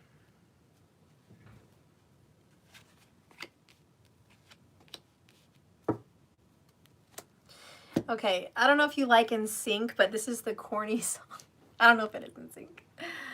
But I Want It That Way. I think it's by NSYNC. I don't know. I want it that way. Tell me why. I don't know. I don't even know the rest of the words. I probably haven't heard that song since I was in junior high school. But this NSYNC, I Want It That Way. I don't even know the lyrics of that whole song, but that came up for me just now. I Want It That Way. I'm going to have to hear that song. I don't know why that probably means something to you. You know, maybe there was a time where that song meant something to you and you secretly liked it. I'm hearing that for this masculine, secretly liked NSYNC, but never told anybody. Okay, so you probably sung that shit in your car and you were like, I wouldn't be caught dead singing that in front of any other group of men. They would think the worst. But the truth is, you know you liked it. You know you liked it. Oh, it was the Backstreet Boys? Okay.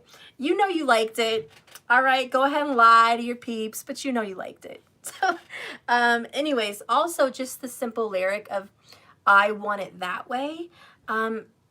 It's saying to me that this masculine that is not in contact, it's because you want it that way. The reason you are not in contact is because you want it that way.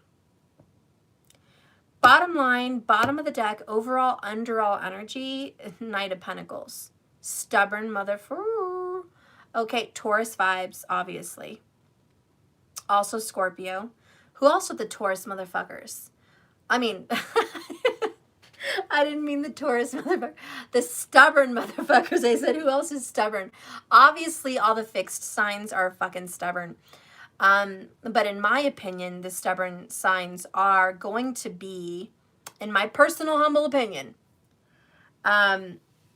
Aries, Taurus, Cancer, Leo, Virgo, Scorpio, and Sag. In my opinion, those are the stubborn motherfuckers, okay? That's just my opinion, all right? And I do a lot of people watching and people viewing and people reading and people learning and psychologies and whyologies, okay? The whyologies is why the fuck, right? Anyways, excuse my French. We obviously have some Taurus vibes in here or some very strong second house. This masculine, now I don't know if you've ever done a tropical or a Vedic birth chart, but this masculine is going to have some strong placements in the second house. Yes, you are. Very focused on work. Very focused on food. We could have a total foodie here. Someone here loves to cook. Someone here loves to go out to eat. One or the other. One or the other, or freaking hell, maybe both. We have a very good cook at hand in this reading. A very good cook. Someone who actually loves it. You're also very good with decorating. Okay. People would think, oh my God, is this fucker gay? Well, I don't care if you are gay. But even if you're not gay, you have very pretty boy mentalities if you're a guy. You're a good-looking boy, okay? You're a pretty boy. Whether you're straight or gay, you're a pretty boy. And if you're a woman, then you're the very wonderful woman. You're very beautiful, and you're very like a homemaker kind of woman, okay? The masculine energy here is mostly the provider work mentality, like provider work. That's where the masculine comes in. Everything else is coming very beautiful. A lot of Venus. Uh-oh, we talked about Venus going into Libra. We may have a Libra involved here. But it's this femininity. So even if you're male, you would have a lot of female friends, possibly some sisters. Co-workers are usually female. You might work for a female for sure. And that could all be because your Venus is in your second fucking house. Holy shit, and that's what's coming out. That's what's coming out. There could totally be a Venus in the second house, or the 8th, because it's aspecting 2nd, 8th. Okay, but that's definitely here. Definitely here. Check your Vedic if you haven't checked your tropical, or check your Vedic if you've only checked your tropical, and check your tropical if you've already checked your Vedic. Check both, for God's sakes. Get some clarity on this situation. This might also be activated in the 9th chart for Vedic. The D9 is the 9th chart, which is called the Navamsha, which talks about a married chart or your older in life chart over the age of 36. So either you've been married or it's over the age of 36. But that would also relate to what I'm feeling here for you. Anyways, we're going to go ahead and continue. Age does not matter here, guys. I'm just talking about the chart. The D9 gets activated at that age or with marriage. It gets activated. So anyways, 2nd house business going on. 8th house business going on. Venus is going on here. We have someone that's a lover of food, a lover of cooking, a lover of feminine energy. Well, you better if you're a masculine. Gay or straight doesn't matter. I'm just speaking of the energies, okay? You can be male or female in these energies. It's just an energy. So don't freak out. Calm down. I love you. Let's go ahead and see what else is going on. Ace of Wands. Well, if this is a man, you're very proud of yourself. You're very sexual, okay? This is for adult ears. All right. I'm going to keep it as clean as I can. You love yourself. You love to touch yourself. Hey, I got to put it out there. If you're a man, you love yourself. You love to touch yourself. Okay? Just saying. You're proud of the package that you've been given. All right? You love it very much. And you're passionate about life. You're passionate about love and romance. You're a very romantic person. This is someone who's very Romeo, okay? Very Jack on the Titanic. This is someone that is artistic. This is someone that can sketch with a pencil and draw a feminine, draw a female body, just like Jack on the Titanic. Someone that can draw a naked body with a pencil. Someone that draws the face of someone feminine with a pencil. Someone that can draw a beautiful person. This is very much a tattoo artist. I'm definitely feeling that vibe. But also someone that is very good with poetry, which is the pencil. This person used to write poems with a pencil on a notebook. This is someone that writes music, lyrics, poetry, things like that. You get my vibe. This is very Venus, I told you. But this is where someone's lyrical in so many ways, written word, even speech, singing, which is totally 2nd house. This is a good singer, okay?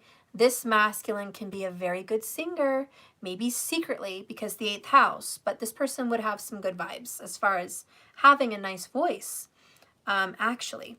And so anyways, this person is talented. Okay, in many, many more ways than one. Attractive, talented, romantic, and confident. Let's move on. In the past, Knight of Swords. You never really could say what was on your mind at the right time with the right person. You spoke too soon to some, and you didn't speak up soon enough with others. You just couldn't find the right time to say the right thing. Wrong time. The timing was just off. Okay. 4 of Pentacles. Stubbornness. We talked about the stubbornness. I got the stubbornness again. You want it your way. It's your way or the highway. Period. My way. Damn, so earthy. Yeah, this is very earthy, and if not, it's the signs I mentioned, which I believe are stubborn. But here we go again. And we have this 7 of Pentacles, patience. Patience. Oh God, slow as hell. Oh boy, we got a fun one on our hands here. For the divine masculine in little or no communication, you have all the time in the world. Tick tock, tick tock, tick tock. Like, what the freaking heck? I am not a patient person, so I can't relate. This person has a lot of patience. They'll wait it out. We have someone waiting out a storm. They literally can let years go by and it feels like days. To the rest of the world, it's so painstakingly insane waiting on this person. But to you, it's just a day. A day feels like 1,000 years to some people. To you, it feels like hours. The time just passes you by. Before you know it, a year has passed. Days turn into weeks, weeks turn into months, months turn into years. And it just feels like days for you. So I feel someone that's been very stubborn for a very long time. You're not happy with the way things have ended up. You really don't have a lot of answers to solving this issue. And I guess you're just waiting for a sign. You're just waiting for a sign. You're waiting for something from the universe to give you a fresh start. You're kind of waiting for something to just fall in your lap. But obviously that's not going to happen. Underneath this Knight of Pentacles is a King of Swords, which could be Aquarius, could also be Libra, Cardinal. You want to throw in Gemini in there? I don't care. But definitely Aquarius or Libra. Okay. We have an indecisive person here. We have communication that needs to be said, and you're refusing to communicate, which explains why this reading is no communication or little communication. Death in reverse following that is you have not allowed a situation to die and transform. This is refusing to let something die. You're a fighter. Stubborn fighter. The Knight of Swords means you said something very hasty. You shouldn't have said it. There was lies and deception. Okay? Dishonesty at the very least. It came out way too fast in the wrong way. It got the wrong results. The wrong message was delivered to the wrong person at the wrong time. Shit got fucked up. Let's just say that in the past. It got really fucked up. There's definitely a Libra that you're dealing with, masculine. And I don't know if you're the Libra or they're the Libra, but I'm feeling it very, very, very, very strongly. Especially because of that Venus energy. And Venus is in Libra. Spirit, clarify. I need clarification on the Seven of Pentacles. Please clarify what they're waiting for. This is waiting patiently. Unhappily waiting, but waiting nonetheless. Dissatisfied with the outcome. Not happy with your choices. You're not happy. Clarify this, Seven of Pentacles, for the masculine that's not in communication. Please clarify this. Holy shit. Holy shit. Excuse me. We have the Knight of Swords again. That is the universe saying, figure it out, Steph. I'm not going to give you a different fucking card. I'm going to give you the same fucking card and you're going to read more into it. Fine. I'm prompted to read more into it. Well, for fuck's sake, I'm going to read more into it. Jesus. I can't escape this card. Again, Libra, very strong. Very strong.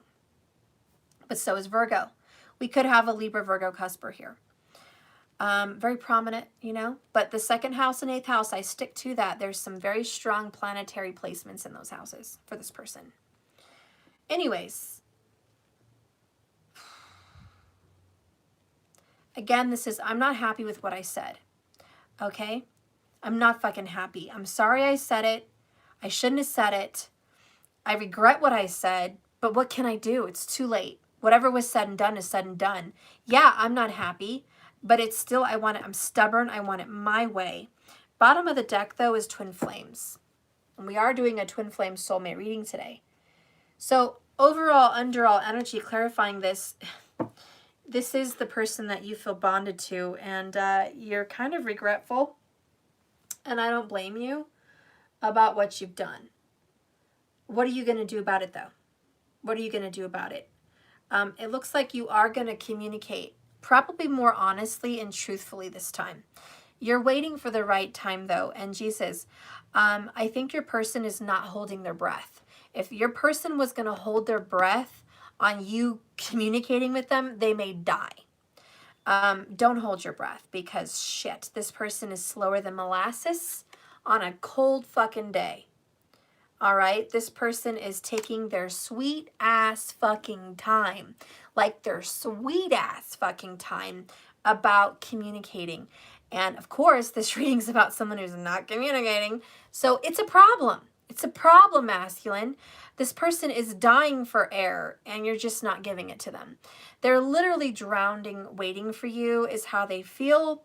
And you are just a stubborn motherfucker that refuses to do the right thing, even though this is your twin. The King of Swords is being direct and honest and upfront, and it's under this Knight of Pentacles. So you are slowly, hesitantly, resentfully coming forward with the truth. The truth is, I love you, and it's not fucking over, with the Death card in reverse. Sorry. Sorry, but not sorry. It's not fucking over, but you're okay, I'm not saying you're refusing. But again, you're taking your sweet ass time to let this person know you never let them go. You still love them. It's either A or B. A, you love this person for years and you haven't told them. I don't know when you're planning on telling them, but you're taking your sweet ass fucking time to do it. Maybe you're waiting for the perfect time, which it's never going to be the perfect time, but whatever. So that's A. Okay, some guy or girl out there is very hesitant on speaking their feelings, okay? B, you have to apologize to someone and speak your feelings, and you're refusing to do so out of pride, out of stubbornness. You refuse to let this person know, hey, guess what, twin? I love you. Fucking right, I love you. I never forgot about you. I never let you go. It's not over. It wasn't over then. It's not over now. But when are you going to speak that to this person? And I guess the greater question is, why are you not speaking this to this person? So let's get that answer. Spirit, talk to me about why this person is not speaking their truth. Okay? Why is this masculine not speaking their truth? And, you know, if this is reverse, a masculine, you're watching me and you're like, well, it's not me who's, you know, refusing communication. It's the feminine that I'm with that's refusing communication. If that's you and you're watching me, then that's exactly what you're saying. Flip it, you know, okay? But if you're, you know, a feminine watching, then it means the masculine is doing this, okay? Do you understand what I'm saying? If you're watching me, you get what I'm saying, okay? All right. But you'll know who you are in this story. You know, even if both of you are watching, you guys will know who you are in this scenario, okay? Why is this person refusing to do the communication? Why? Why are you so stubborn? Why are you just, dragging this out? This is really dragged out. Like, don't hold your breath, guys, because I almost freaking ran out of breath just now. Like, oh, breath of fresh air. This person's really dragging this out. Why? Why are you dragging this out? I want it that way. I want it that way. Tell me why. Oh my God, I can't stand it. I can't even stand it. So I have 7 of Pentacles, and guess what? It's at the bottom of the freaking deck. 7 of freaking Pentacles. 2 times. Now this makes a lot more sense. This is Virgo. This is Virgo 110%. But if you want to throw in a tropical Libra, be my guest. What we have here, ladies and gentlemen, is a classic overthinker. Classic. We have someone here in indecision. Indecisive. We have someone here that can overthink the fudge nut out of a situation. Okay? Yep. 100. Yep. And that's why everyone else is like, I can't fucking breathe. This person needs to hurry the fuck up. And they're like, I want it that way. And I'm gonna wait till I feel good and damn straight. I'm gonna make you wait till I say that you can't anymore, because I'm the boss and it goes my way. So we have a stubborn little shit here, okay? And fucking A, yeah, don't hold your breath for this cat. Don't, oh my God, like if this is a Virgo, this is the most, and I emphasize all capital letters, the most stubborn Virgo you're ever gonna meet in your whole existence on this planet. So you basically met a brick wall. Congratulations. And you found yourself in a relationship with this cat. Anyways, moving on.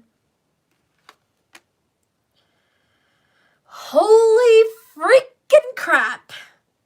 Holy freaking crap, I got this card, which is so frustrating. By the way, number 2, and look at that, 228. And didn't I say when I did this freaking video, December 2nd, 2020 at 12:22 a.m. And then I get the number 2. I mean, 2s across the board. But this is literally the waiting game. Holy freaking crap. Don't tell me I'm not reading this reading correct. No. Don't come in here and say, Steph, you're not reading it right. Steph, this isn't my reading. Steph, this is not true. Steph, that's not my situation. Well, then it's not your situation. But for whoever the fuck I'm reading for, it's their situation. And they're in the waiting game. Holy freaking crap. And they're freaking dying for air here because shit, they can't. Okay. Patience and planning. Jesus, yeah. Ugh. The other card here is fulfillment of wishes. Holy shiznit, which is, by the freaking way, another Virgo number. Because the 9 minor arcana always goes to the father, which is the major arcana, and the number 9 major arcana is the hermit, Virgo cards. So here again, we have another confirmation. But this is the 9 of Cups, which, by the way, is Scorpio. And we talked about Scorpio and Taurus earlier, so there's definitely some 8th house vibes. But we have fulfillment of wishes. So the reason why this person is taking so long for communication is simple. They're not ready. They overthink the shit out of this because they don't have enough money. They don't look the way they want to look for you. They don't have what they want to have for you. Maybe they're just not ready in some sense for this partner, this twin. They're just not where they want to be. So they're making you wait until they're where they want to be. So, the waiting game. We're going to read that shit. Oh, we're going to read that shit. Betcha. We're going to read that shit. Oh, yeah, I'm going to read the waiting game. Let's do it. Good old waiting game. Aha. We're going to read that shit.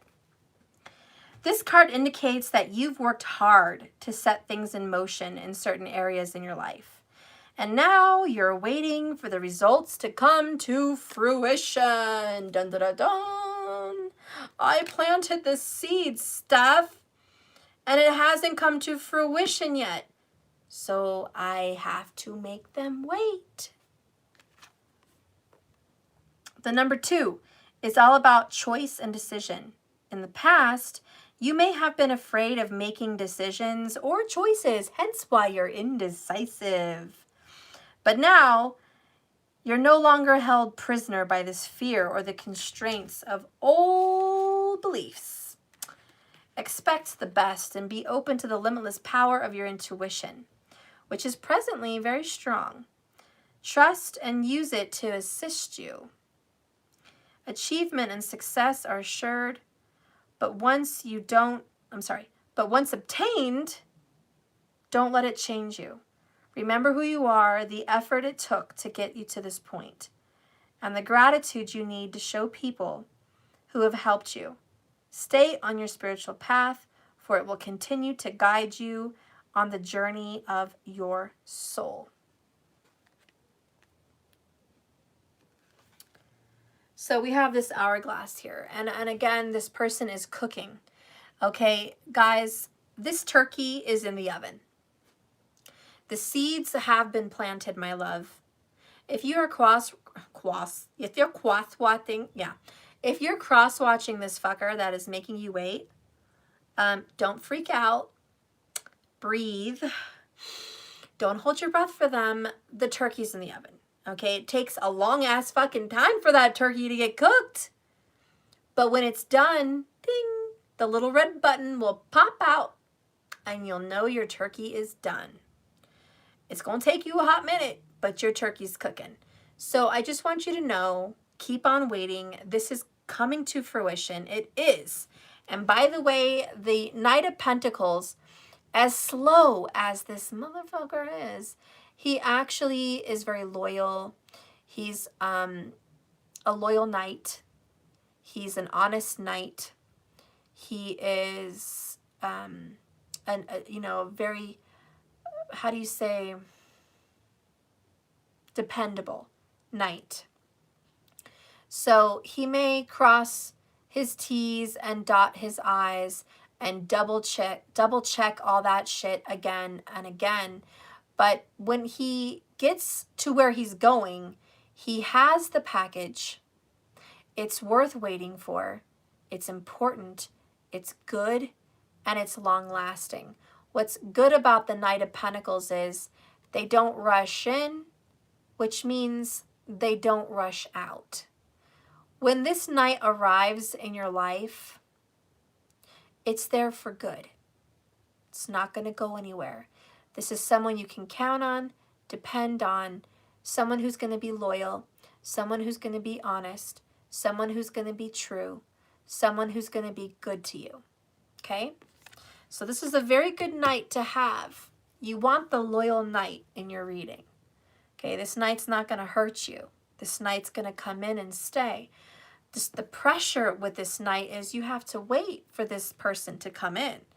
Good things come to those who wait. And boy, can you say you've waited for this for a long time. Mr. Knight of Swords, double time, is going to turn into Mr. Knight of Pentacles. Okay? So your knight in shining armor will arrive. Again, strong Virgo Libra vibes here.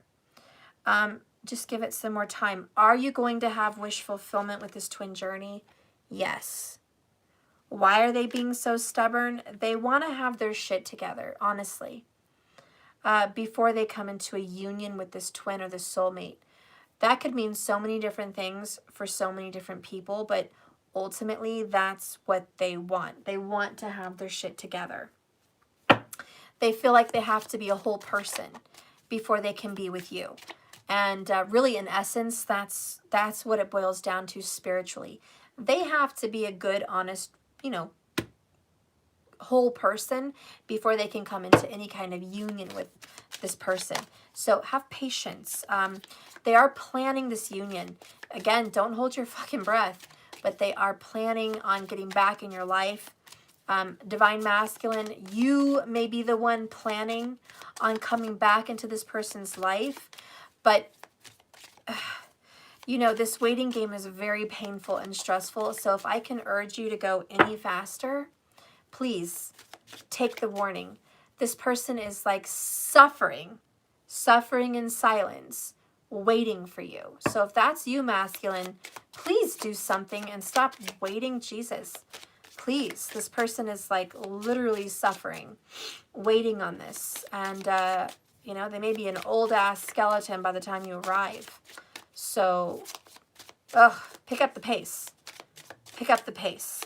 Knight of Swords is like, hurry up. We've really got to get going here. It's too long. Stubbornness is only going to get you so far. What is the truth of this connection, Spirit? What is the truth? Show me the truth.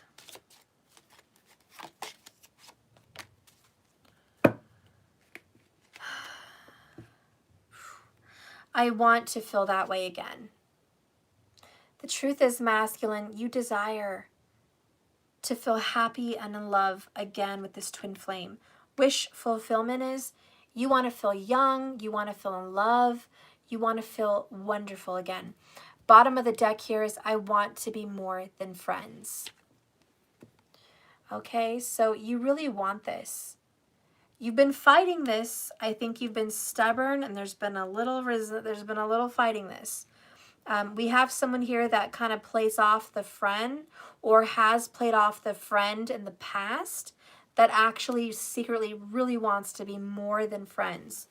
Now, if you were friends with benefits, you already knew this. But what you didn't know is that this person wanted love, not just friends with benefits. This person wanted more. And if you are just friends with this masculine, it's quiet. They want more than just friendship, okay? They do want a forever. They're very attracted to you. Okay, so there's a very strong, intense attraction. I love it. Where are you guys being led? Where are you guys being led in this relationship? Where are you guys headed?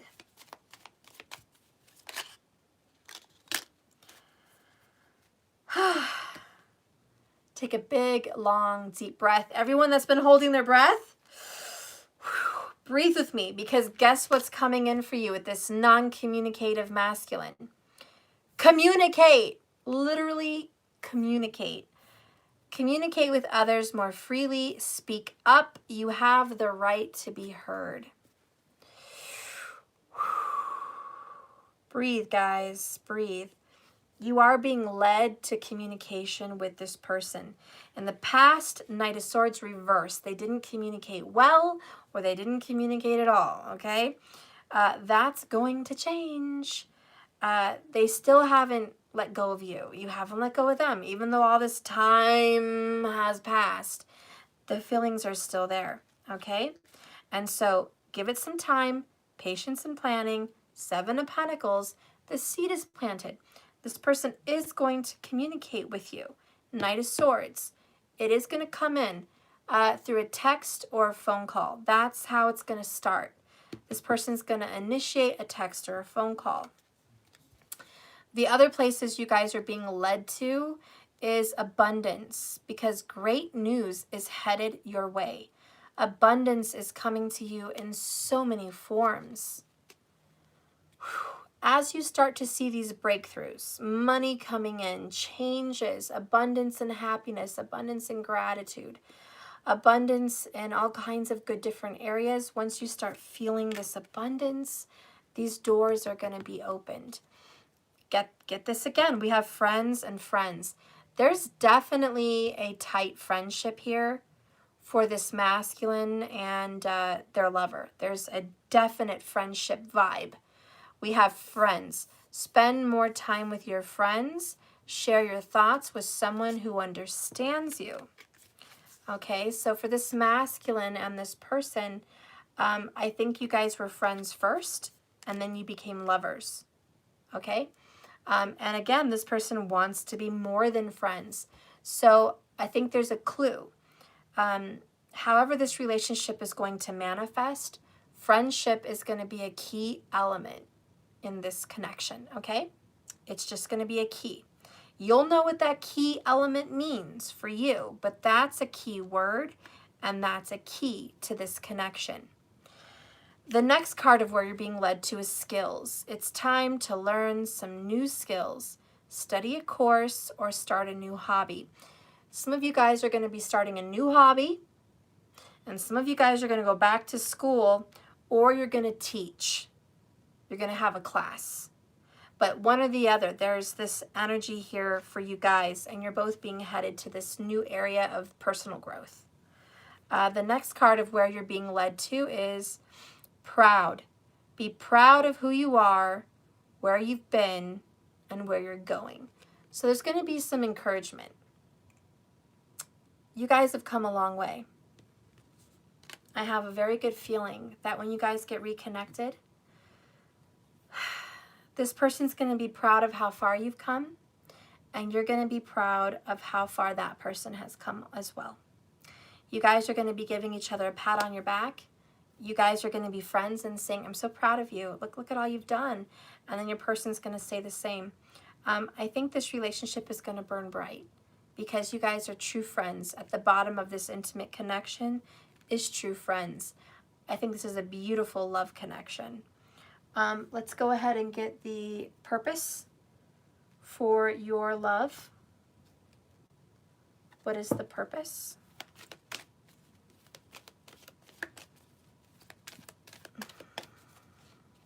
Okay. Bottom of the deck is acceptance. I'm learning to accept the things I cannot change. So you guys have learned the Serenity Prayer, okay? But your main purpose is how to be successful. I know that there is no greater goal than to love. You guys have learned that love is just such an important thing. But by the way, love is very different than what you think. This is not just romantic, kissy-kissy, huggy, lovey-dovey kind of love. This is giving a soul what they deserve. Love is giving nourishment. Love is giving space. Love is giving time. Love is unconditional. So, you know, I'm definitely gonna quote that Corinthians chapter, 13 verse. Love is patient, love is kind, love is not envious or boastful or arrogant or rude.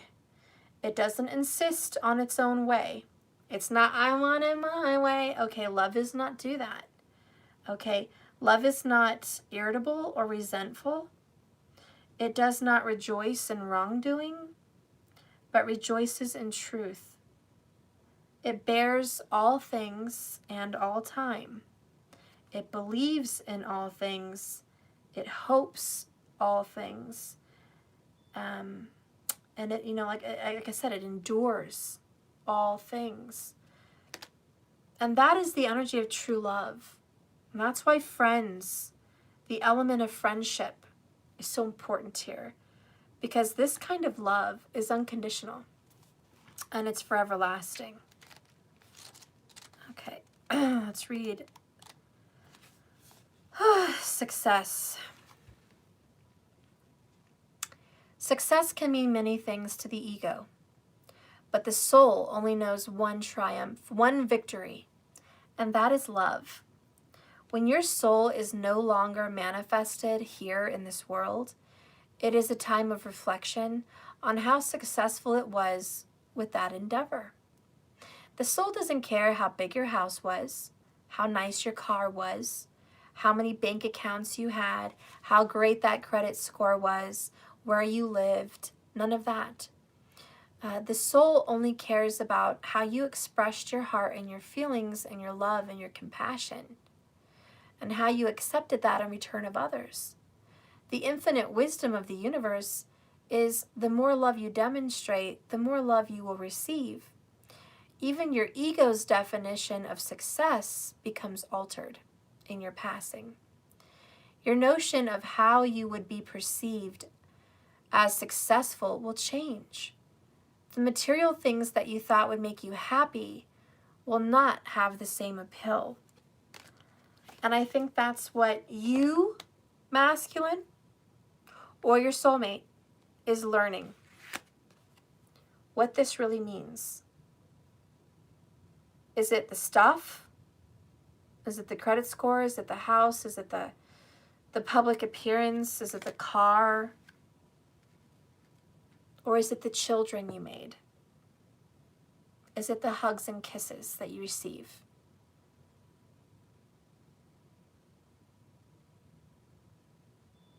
That's important. What you leave behind is really not stuff. It's memories. And how you touched people. And when you die and you're in that casket possibly, or in that special place in space, wherever you may be when you pass. You know, the people that are there grieving in your loss or saying their goodbyes to you, those are the most important people. And I think, masculine, you should think about who's going to be mourning your death, who's going to visit your grave, who's going to come to your funeral, and how many people. Or is this special twin flame someone you said can't come to your funeral, shouldn't say goodbye to you? Are you so stubborn that you're trying to push this person away? You don't realize how lucky you are. You don't realize how lucky you are that this person loves you unconditionally. You don't realize how blessed you are and what you have, that you and this twin flame have wish fulfillment. What you guys have built together out of friendship and love has planted seeds for the future.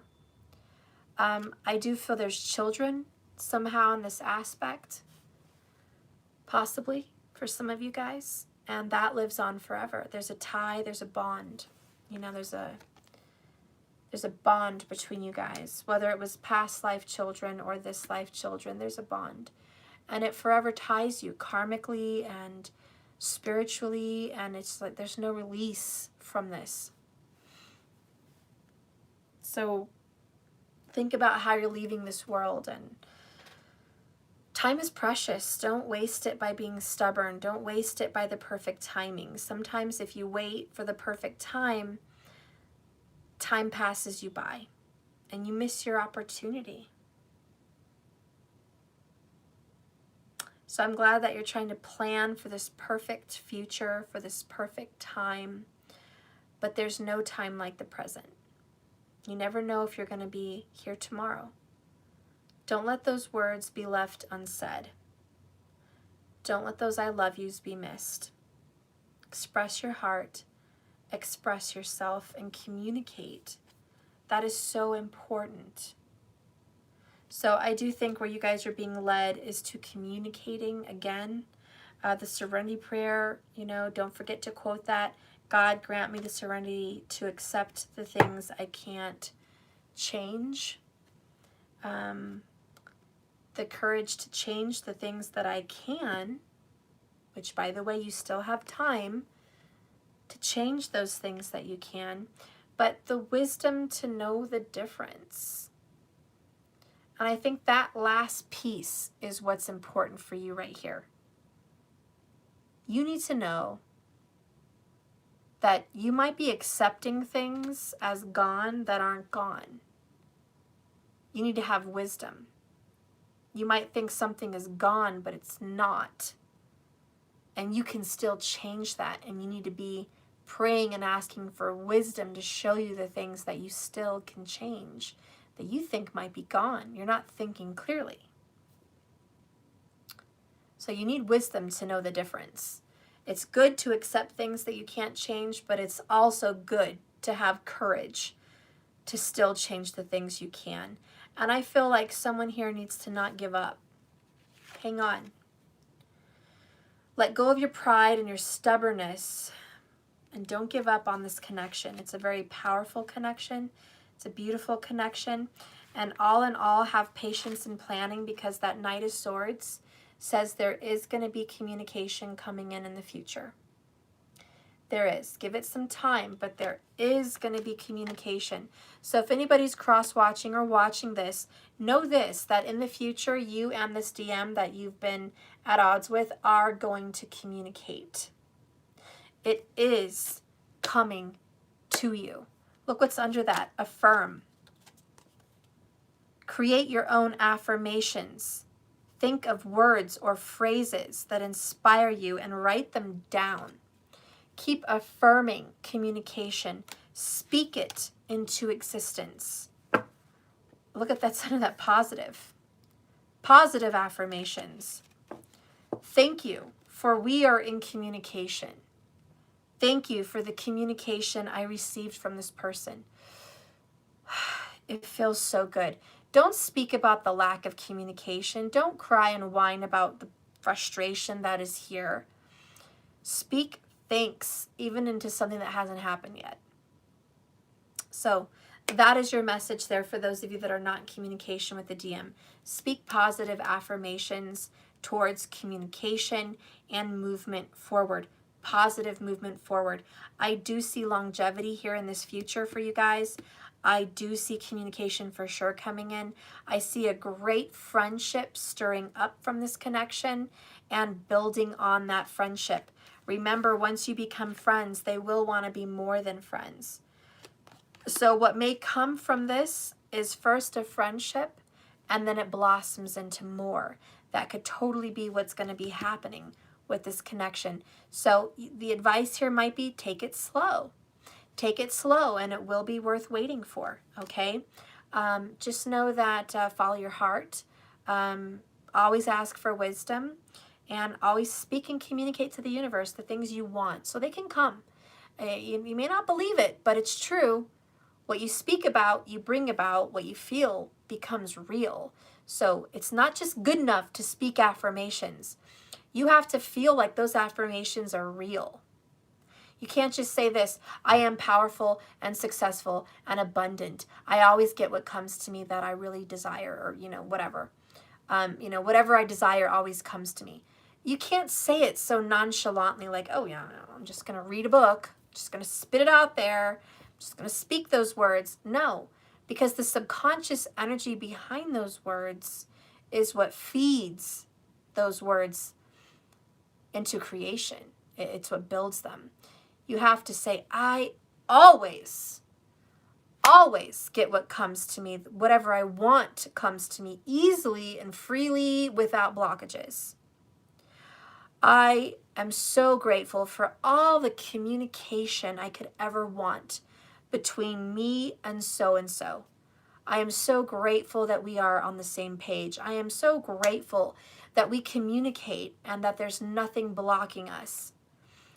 You have to feel it and speak it. You can't just say, well, I'm so grateful that nothing's blocking us. Yeah, right. You can't think and feel negative things behind these affirmations. Please mean them, or it's not going to happen. There's a recipe here, and that does require some patience and planning. God knows you've probably had more than enough patience, but just the same. Anyways, that is my reading, guys. I love you. Thank you so much for watching. Please like and subscribe to this channel if you haven't already. Thank you all for your super chats. I greatly appreciate it. I am just so grateful. Somebody asked a question about Ben. I didn't forget you. Are you and Ben going to work this out? I think that was your question. You and Ben. Are you and Ben going to work this out? Let's get a card. I didn't advertise any readings, but obviously, I'm called to you for some reason. So you and Ben, are you going to work things out? The Hierophant. Fuck yeah. You and Ben are going to work things out. There's a commitment coming for you. Okay, there's a strong commitment that is karmic and also past life. You guys are meant to have some kind of a contract together, be committed together. I do see commit. Oh, shit. Are you and Ben gonna freaking hell work things out? Yeah. I've never gotten marriage and Hierophant together for a personal. And there it is. You and Ben are definitely meant for marriage. There's a marriage between you and Ben. All right, so I'm just going to say it. Are you guys going to work things out? Yeah, you're moving into, you're progressing, you're moving things up, you're moving forward. Okay, you guys are progressing into a relationship that is committed in marriage. Even the Two of Cups is after that. There's going to be talk of marriage over the next, I would say, 60 days, 2 months, okay? Over the next 2 months, there's going to be talk of marriage. Tell me about Ben's feelings. Ace of Wands. Have patience, dear. Seven of Pentacles. This person is slower than fuck, like we just read. This slower than molasses fucker here. But he really desires you. He's very turned on, very attracted to you, and really wants this. And to be honest, what drives Ben is your sexual connection. Hate to be so blunt, but, you know, I don't know who you are. I didn't even get your name. I'm so sorry. Let me, shit, I can't read my thing. Oh, freaking hell. Whoever you are, I'm sorry. I couldn't get your name. I forgot it, but I said it earlier. You know, I hate to be so matter of fact, but, you know, Ben is really attracted to you, and the intimacy and the chemistry is really intense. And if anything drives Ben, it's the intimacy and chemistry. Okay, and that's what's going to push him into a commitment with you. It's going to be that intimacy, and that's just where he's driven. That's where he's led. He's a very Mars-driven person, and he wants to conquer. So use that to your advantage. Use it to your advantage. You know what he wants, and just, you know, watch it. Okay, so anyways, that's it. I love you guys. Thank you so much. Thank you for hanging out with me. Stay strong, and I'll see you guys tomorrow. I hope this reading did good for all of you. It was a Divine Feminine, Divine Masculine read. It was for the collective, so it wasn't for anyone in particular. So hopefully it spoke to some of you guys. And if it didn't, well, that's okay. Maybe next time. But I appreciate you for watching nonetheless. Thank you, moderators, for doing a good job moderating this video. And I guess that's it. I'm going to go rest now. I don't even know what time it is, but it's been a while. I love you. 222 in the chat. When you saw that, that was awesome. Yep, I started this reading at December 2nd, 2020 at 12:22. Twos are going to be prominent for this reading. You're probably going to see a lot of 222s if you watched this reading. So anyways, I love you guys. Be blessed. Thank you so much. And I will see you tomorrow. I love you all so very, very much. Really, just thank you. Bye, guys. I'll see you tomorrow.